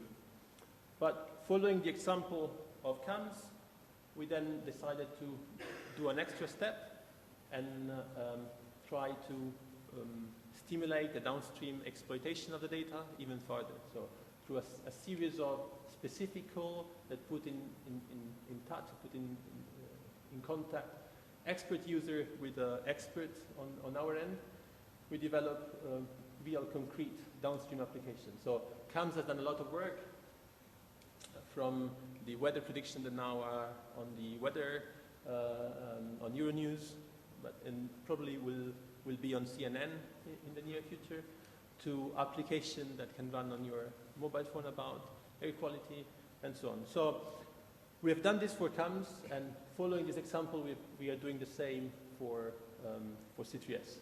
So you see here, there have been 4 calls for use cases and demo cases, and these are really seed funding for SMEs, for local administration to do products downstream of what we are producing. So I don't want to take too much time, so let me just reach my conclusion. I guess the environmental challenge we are facing opens a number of new research questions, and this can really only be approached and addressed by an interdisciplinary approach. So I think, center like the one we are in today are really well suited to tackle some of these issues. But the scale of the environmental challenge really need a step change in the way we deal with environmental data. With climate data, it's clear. The size of the Reanalysis, for instance, the entire archive of the Reanalysis is 8 petabytes.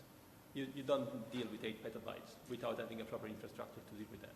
If you look at the size of the CMAP6, so the new simulation coming out of the climate model intercomparison project, is unmanageable even for the Earth System Grid Federation. So we have a significant challenge, and we need to step up our infrastructure, our big data infrastructure, to deal with that.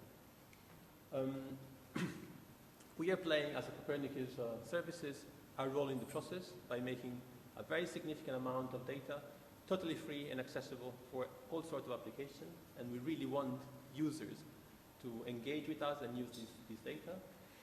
Also because, to make a difference in reality, you need to engage with the users. And this is very specific, it's very local, it's very sector specific.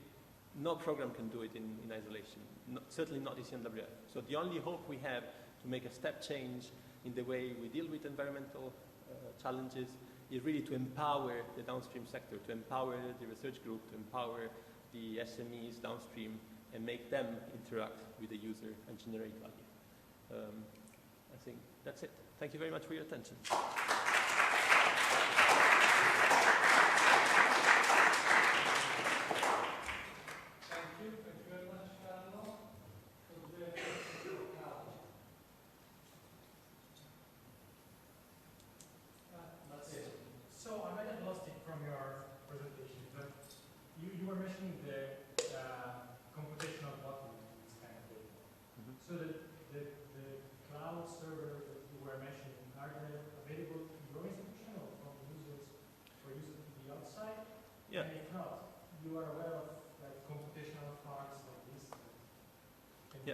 So, yes, so, is it done?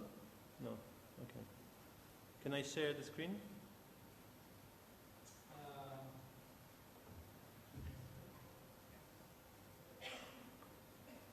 Maybe not. Just to share the browser. Does it work? Is it? Yeah.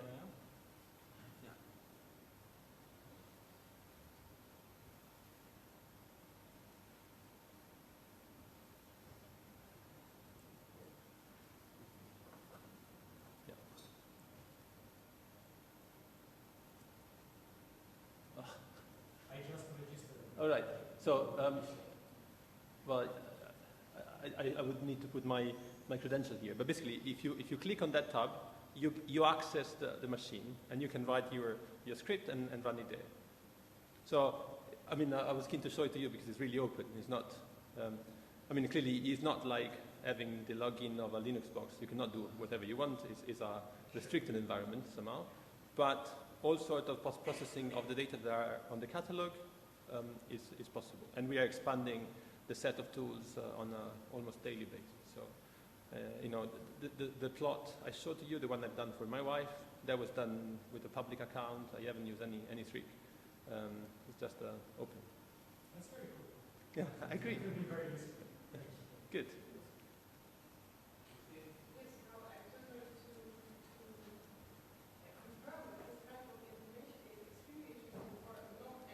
Right.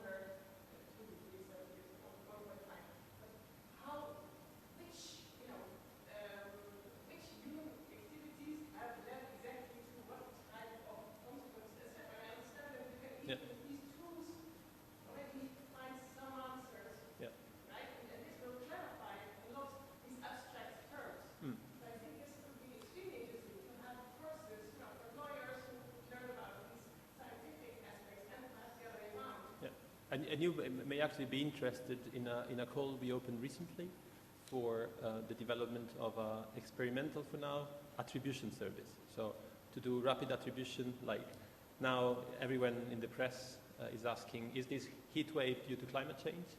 And is a good question, and is triggering actually court action. So there are people sued government in the Netherlands or in Germany about extreme events.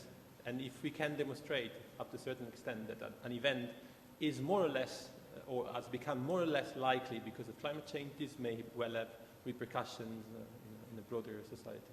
And also on mitigation. Yes. Mitigation were always the limits so far have been that we cannot prove the causality, etc. But as soon as society becomes more specific, then we'll. Yeah. And actually, this has so many resonances in what Roberto was saying on the ethics and on the challenges of verification of climate projections. The external user can only assess data that are maybe obtained by reanalysis, or can ask different projection under new conditions to explore what different conditions could have caused in the past. Okay, so well, if I understand your questions, in a sense, the user can only ask the things that are on the catalog, right? So on the catalog we have the reanalysis, as you said, we have the projections under different assumptions, right?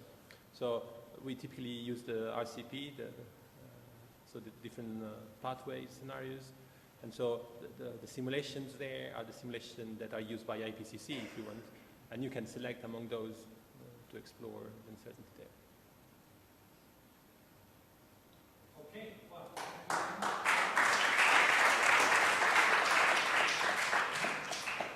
so we close the day with a presentation from Luca, who's talking about work that is done here at Sant'Anna on nano-chain quantum, right? More or less.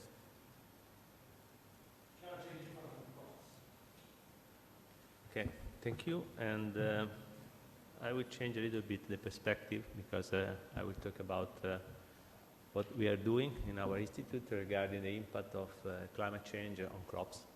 And this presentation has been done in collaboration with Enrico Pepe, Domenico Perata, Chiara Pucciarello, Rudy Rossetto, Laura Ercoli, and I missed Matteo Dell'Acqua, but he just sent me the slide only a few days ago, and I have no time to change it. And I would like to start about the vision of our institute. And the vision is that we try to do something for improving the human well-being, which means that we try to work in different fields. And this is the figure of our institute faculty. And we have groups of people working on agronomy, horticultural science, entomology, plant physiology, genetics in agriculture and in agriculture, special agriculture, molecular biology, and also large groups of people working in medical science. And then we also get the seeds of climate change inside the groups. So with the acquisition of Roberto inside the institute. So we know that when we talk about the crop production, we know that there are many factors that can modify the production of our crops. Climate change is very important, and also other aspects that are side, but not too much, like the degradation of the soils and the pollutions, pollution in the air and pollution in the soil, or pollution in the water. And also all these aspects can have an impact on the crop production. Directly, because the plants have problems if the temperature are very high or if there are no water in the soils, but also indirectly because they can affect the pathogens of the plants or the insects that live on the plants, and so they can pose several other problems to the production of our crops. There are also aspects that we still don't know about the interaction of different stresses on each other on the plants. So, for example, there are positive, negative, or no interaction between different types of stresses. So all these comes very often all together on our plants. And to show you how much real is the impact of this change in the climate, this is what happens in 2014. This is the oil production in Italy that dropped by almost 50% in 2014.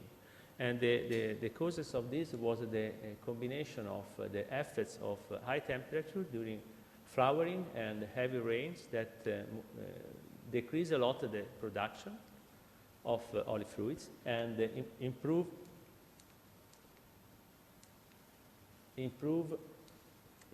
a lot the presence of dacusole, that is an insect that lives on the olive fruits. And so you have less olive, more insects, and so disasters in terms of olive oil production. We know that the climate change in Europe can have several effects in, oh, this is terrible. Okay. several, no, not. So it's not very friendly system. Okay, so there's several impacts, and especially in Europe, we know that we are expected to have more damages on close to the river or to the coast due to the flooding. We know that we are expected to have more restriction in water availability for our crop, damage for fire, and I would like also to point out that especially in the south of Europe, in the Mediterranean regions, we also have some risk about the crop productivity and in terms of food security. So all these risks will be present due to the climate change problems. We also know that the climate change and agriculture has a dual aspect. Agriculture is highly exposed to climate change because we cultivate other plants in the open space, and we know that agriculture also contribute a lot to the climate change problems. And, but we also know that agriculture can also contribute to the mitigation of climate change. So all these aspects are present when we talk about agriculture. And so the questions that we have in Europe are, how does farming influence climate change? How will farming in the EU be affected by climate change? How can farms reduce emission now? And how can farming adapt to the changed climates? So the prediction that you do are very important for us because tell us what's happening in the future so we can move forward and try to adapt our agriculture to this change. When we talk about agriculture, in this talk I just focus on crops, but we should think a little bit larger because the impact is not by the agriculture itself, but the impact is by the food system, which means that we have to consider all the conditions that are before agricultural production. For example, deforestation is also very important if you want to put your land for crop production. And the process that are after the harvest, like the transformation of your products, conservation, transportation, packaging, consumption in the restaurant or in the home, and finally also the disposal of the foods. Consider that the disposal of the foods accounts for about 1/3 of the total global emissions in the food system. So even if I talk more specifically on this, I would like that you keep in mind that we have to think in terms of the food system instead of agriculture only. Some numbers. This is a publication done in Nature in 2018. In 2010, the food system was responsible for 4.2 billion tons of carbon dioxide greenhouse emissions. And there was also a large consumption of water, about 2,700 cubic meters of total water for the irrigation. And the amazing thing is that the irrigation efficiency was only 56%, so which means that we almost waste 50% of our water for the irrigation. And if you look at the crop production worldwide, only 20% of the cultivated area are irrigated, but these 20% provide 40% of the total food. So if we can improve, for example, the efficiency of the water usage more than this 56%, and we can extend a little bit the surface of the irrigated land, we can improve significantly the amount of foods that we can produce. And why we need to do this? Because the food is a very complex system, because we know that the population will increase, so you know that these are the predictions. There are variabilities, but still the projection, even the more optimistic, say that we'll approach 10 billion people in the planet very soon. We are around 7.2 billion now. And we also have an increasing population, and the population that will suffer for hunger, but population that will suffer for obesity. Consider that now the number of dead due to the food scarcity and the number of dead due to the excessive food consumption is the same. So this is amazing, you know, because you are wasting a lot of food for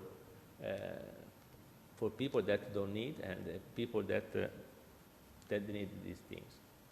And these are the projections about the impact of this increasing population in a scenario that has a middle road socio-economic development, which means that the population will increase and the socio-economic condition will increase a little bit.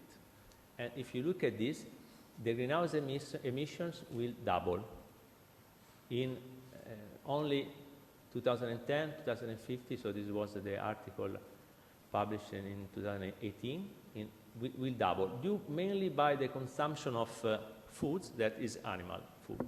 So the usage of animal food will have a very strong impact on the greenhouse emissions, on the cropland usage by agriculture, the blue water consumption, the pollution, because we have an increases in nitrogen and phosphorus.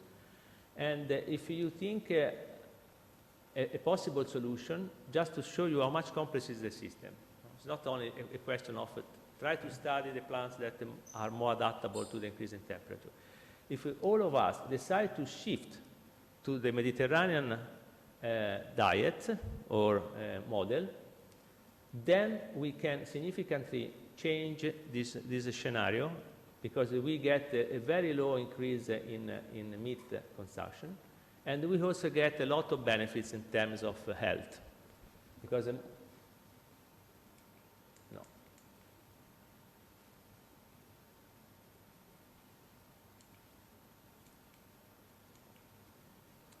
So what we have done in Europe in the last 10 years, thanks to many researchers that work on this subject, was actually to decrease by 20% the greenhouse emissions, because we decline in the fertilization here in nitrogen compounds due to the better agronomic information that we get on our crops. We also get a decrease also due to the decrease in livestock numbers, which means that we shift a little bit more towards a diet that uses less animals products. So Europe did a lot of work actually.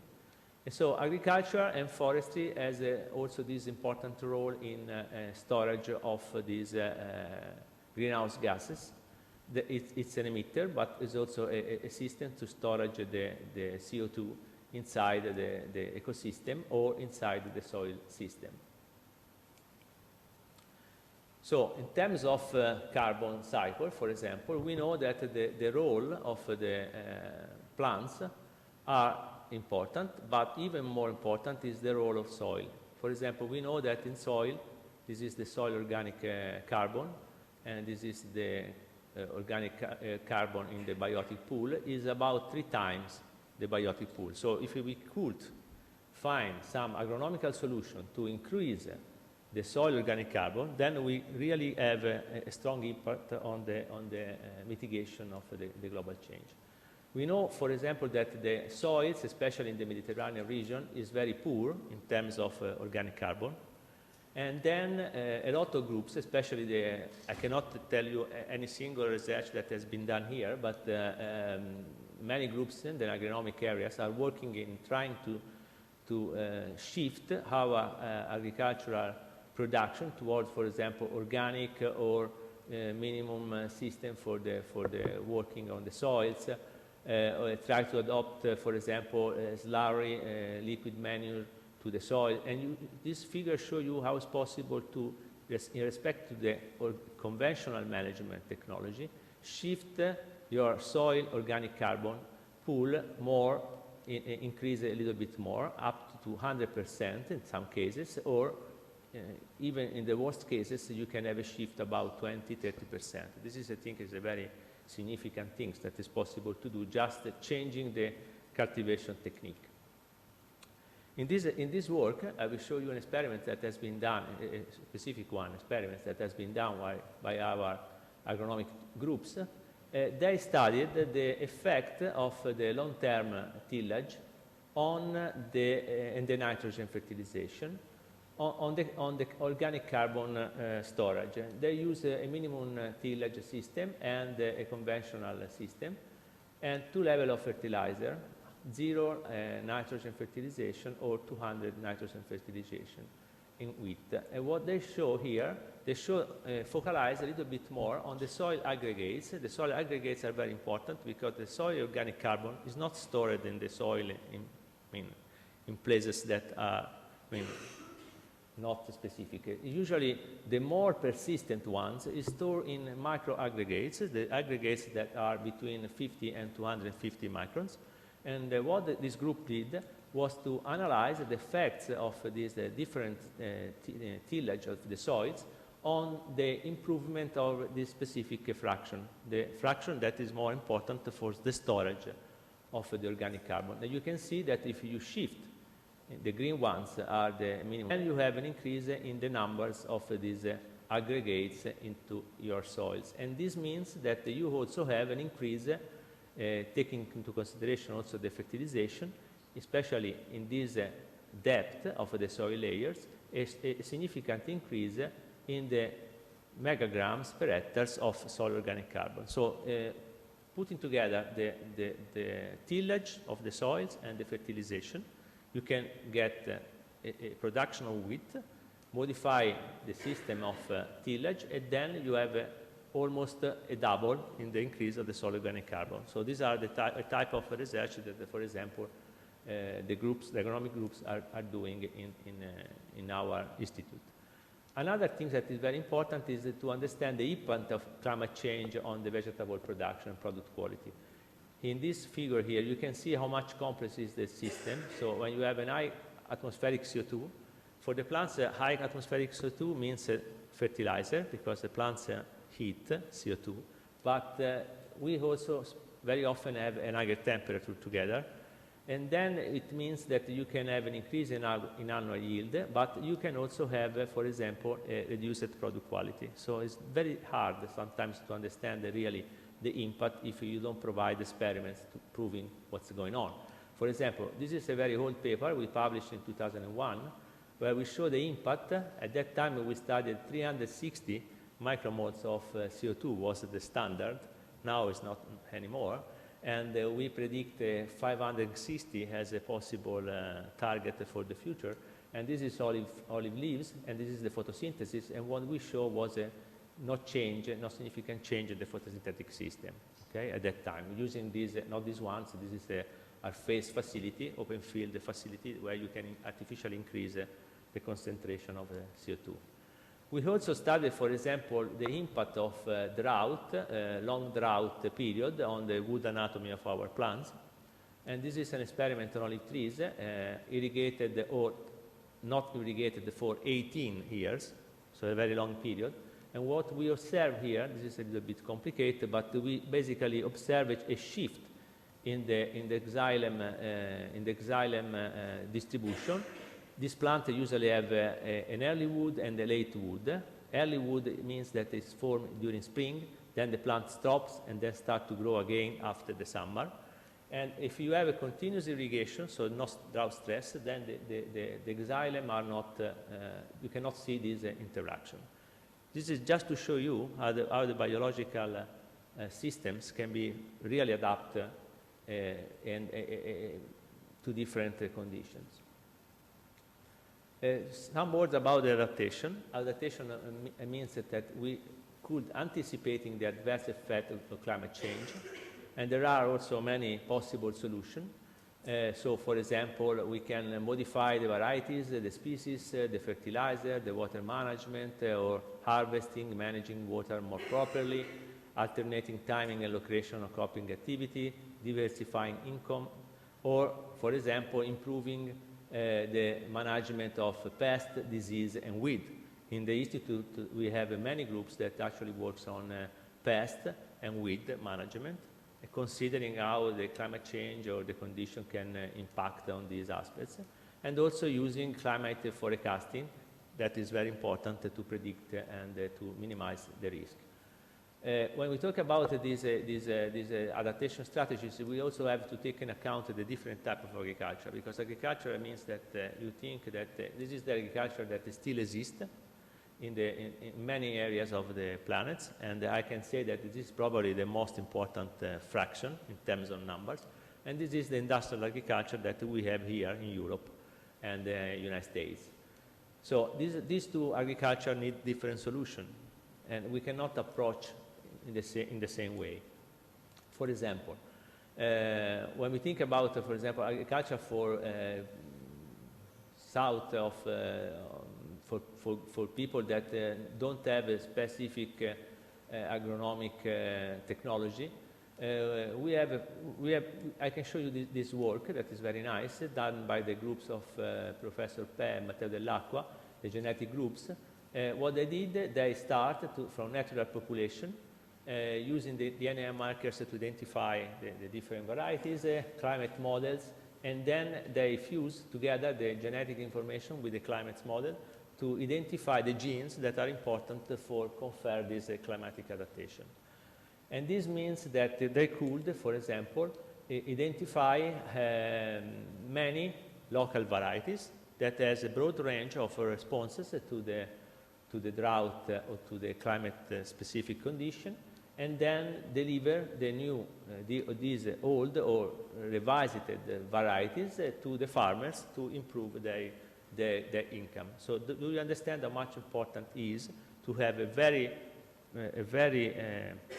let's say, not realistic, let's say, trustable, okay, climate change scenario, because for do this work, you need probably 10, 20 years of work.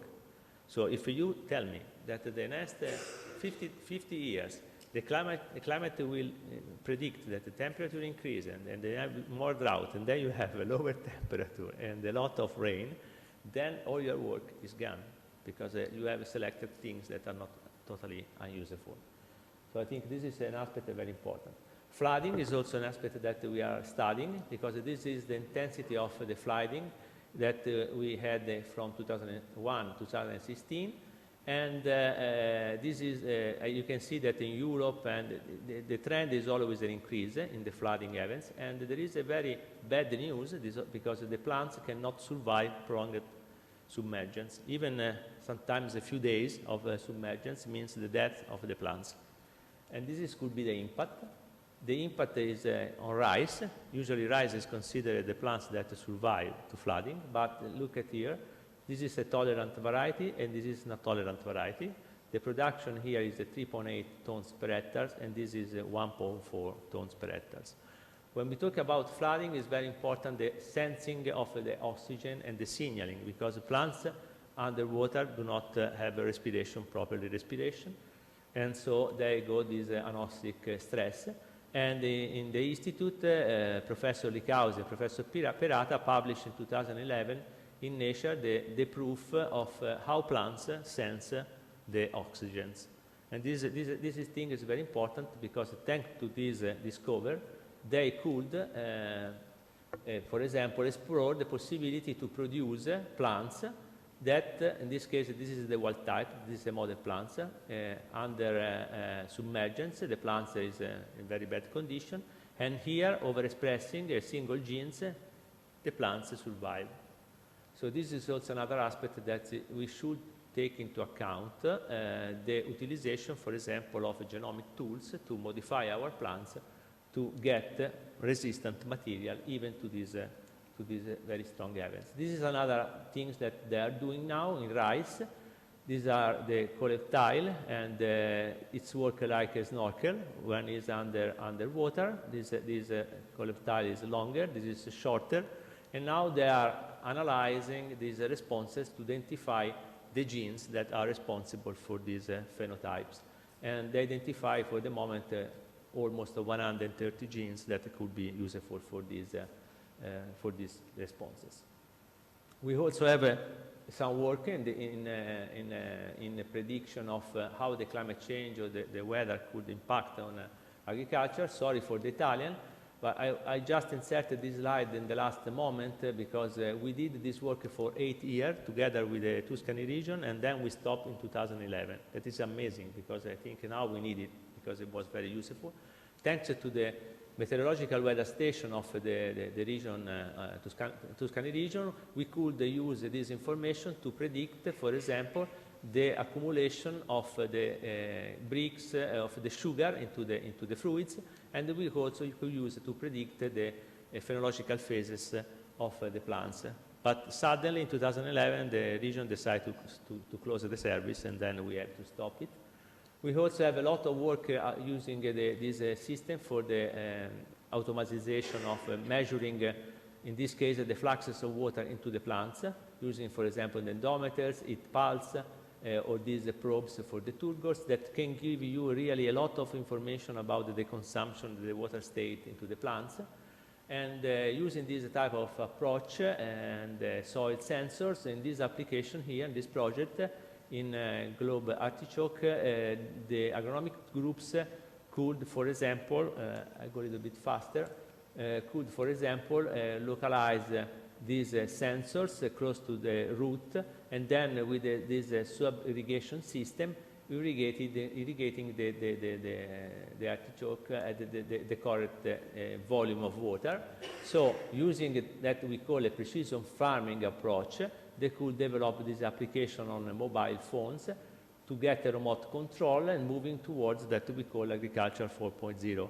And thanks to this, they were able to save almost 80% of water to the irrigation of the artichoke. So this was something that was obtained thanks to this technology. And they also have another project very important at the European level, Free Water project, that try to integrate this farm process and the crop grow in a platform that can provide, for example, decision makers with information about this reaction of our plant to the water stress or water deficit.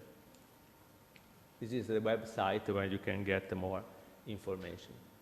And finally, I will close my presentation with these two slides, because the global change is also, I tell you, that is come together with the pollution problems. So soil pollution, water pollution, atmospheric pollution. And in our institute, we are also studying a lot the effects of the water pollution or soil pollution, for example, on plants, because we know that a lot of chemicals like antibiotics, antidolorific molecules, or products that are used in industry can impact very, very significantly the plants, and so can have a double stresses, one due to the climate change and the other ones due to these pollution problems.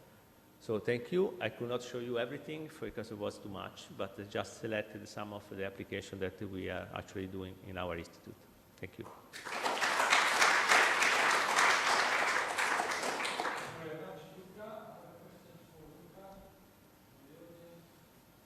Yeah, okay. We saw that you have a lot of research about the behavior of the plants under dry or wet condition. As it may in one of the slides show that if the plant is left with only rain fed or the behavior itself will change, right?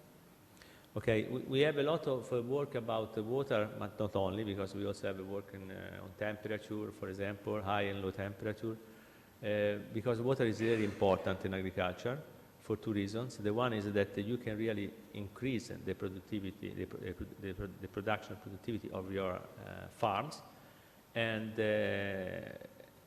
also because the water scarcity is a real problem. Not only in terms of the amount of water, but also in terms of the quality of water. In fact, we also have some studies on salinity that I have not time to show you. And because these two aspects are really crucial. So water is considered that for 1 grams of carbons that you produce, depending on the plants, you consume more or less 300 grams of water, or even more. So if you can improve the water productivity, this is really, really important for the farmers and also for the environment. So that's why most groups are really committed to this subject. But this is not the only one.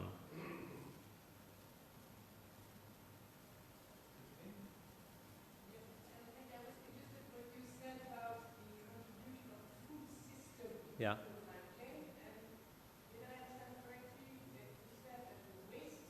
Yes. 1/3. 1/3. 1/3 of the global greenhouse, of the food system contribution to the global change.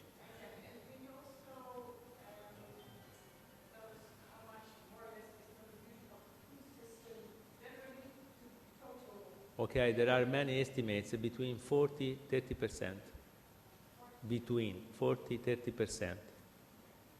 And we also have groups in our institute that are working, but I have not time to do this specific presentation to how to use the waste of our food for doing something else.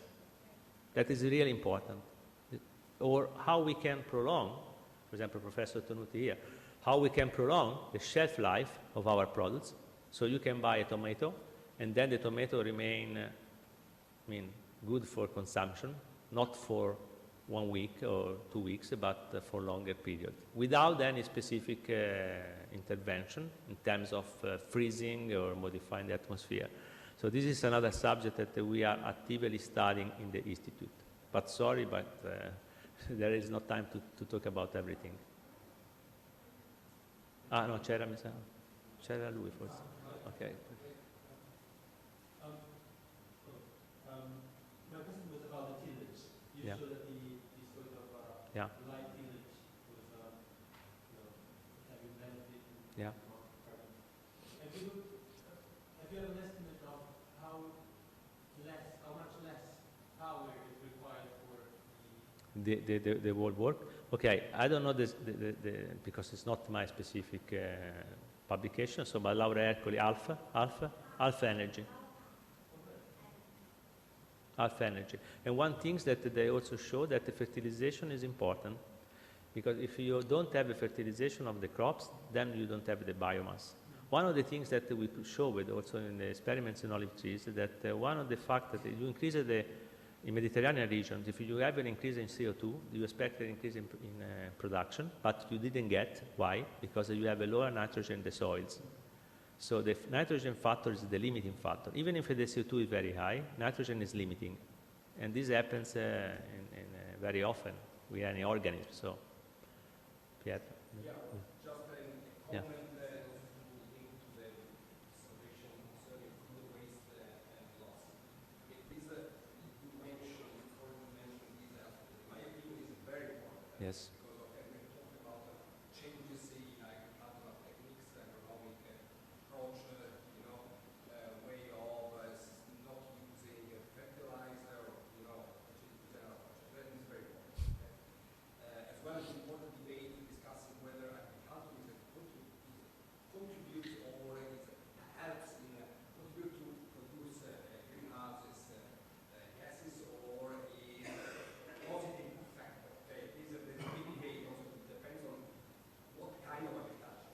Yes. What kind of production.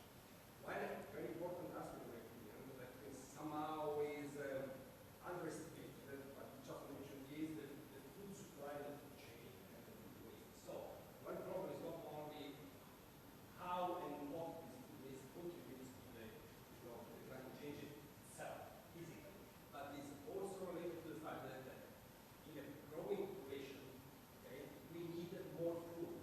Okay? And if we need more food, we have to use more land. And if we use more land, the land we are going to use is the one Yeah. without our forests. Yes. Okay, so there is a deforestation. And for sure, the balance will be negative Yes. in that case. So this new agriculture Is- will be negative Yes. in terms of, not positive, in terms of general. So a big fight, against food loss and food waste is very important Yeah. in our overview of climate changes and fighting against it. Yeah. And it's very unestimated. I fully agree. In fact, in this picture, you can see these are two pulmoni, or is it lung? Two lungs. One is cutted. This is deforestation, how deforestation impact is important. And this is the waste. So, and this is what you are buying. Food, 0.5%. 50% is food, and 50% is plastic. Of course, these are political issues. Yeah. The distribution of food. Yeah. How it's unbalanced. Yes. And how to And one thing that I didn't mention, the Institute, there is also a lot of works about the usage, the shift about the usage of green energy. Yesterday we had a talk, Professor Kulemans for Antwerp University, but our groups also are working in poplar plantation for production of bioenergy very actively. And the question is, this is a system for producing less CO2 or not? And he did this ARC for many years, and they say yes, but still you have to make a trade-off between the bioenergy production and food production. Because if I talk with my colleagues from forestry, they say, no problem, so you put a forest. Yes, okay, put a forest, but then what do you eat? Yeah, I was quite interested in your comment about the nitrogen. Yeah. Because I was just checking, this is something we have not yet included in. Yeah, the nitrogen in the soil. Yes, nitrogen in the soil. It is a limiting factor. Yeah. That will affect The nitrogen and also other components in the soil, so other nutrients, phosphorus, potassium. So this is the theory of the limiting factors. So we mentioned you can have 10 factors, 9 are optimum values, but 1 is below, and then if this is below, make control the system.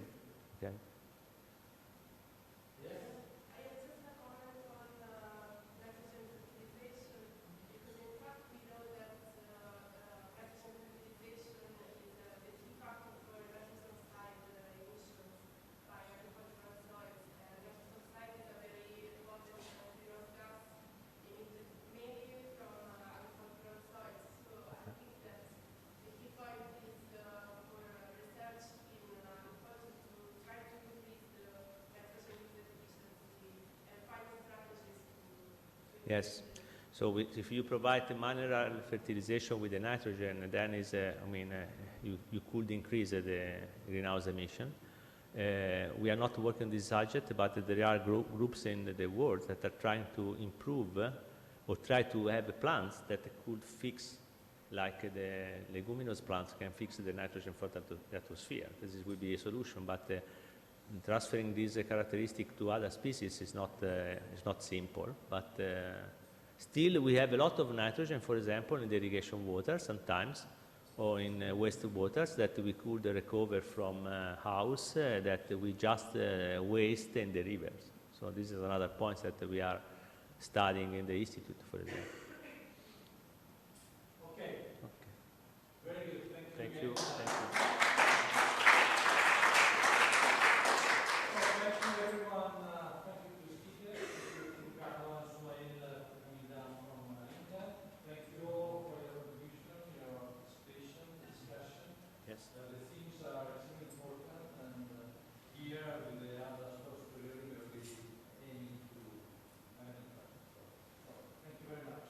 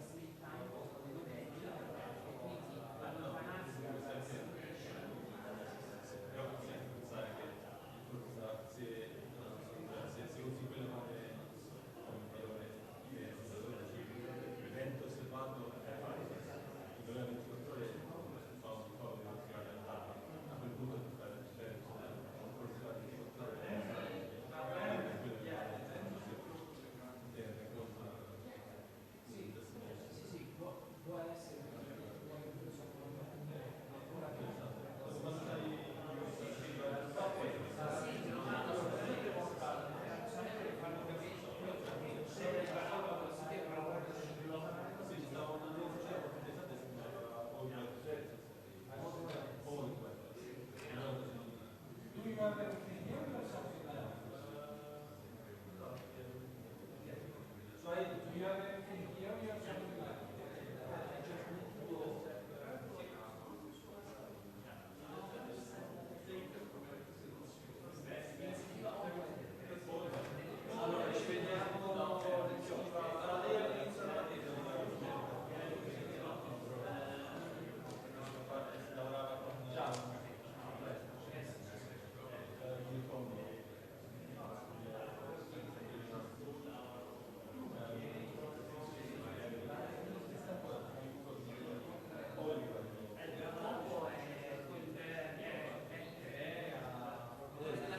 Sì, stava da noi la settimana scorsa. Ah sì? Molto Perché forte. loro nelle rianalisi, infatti, loro non hanno la loro VTCR, non assimila i venti. No, sì. Loro fanno solo Quello, surface sì, lo so perfettamente. E infatti una cosa che ci stiamo chiedendo era... sì. Ed è geniale, perché hanno tutti i logbook e poi ottenere un sacco di informazioni. Sì. E tu puoi imbarcarti, vedi, ci stanno le pagine dei diari e tu devi estrarre l'informazione meteorologica e più informazione digitalizzi più cresci nella tua carriera. È geniale. Cioè, praticamente è un modo, diciamo, Per tipo... per far sì che magari qualche utente ci voglia di Sì, digitalizzare. assolutamente, ma ci sta tantissima gente che l'ha fatto, hanno digitalizzato centinaia di migliaia di pagine.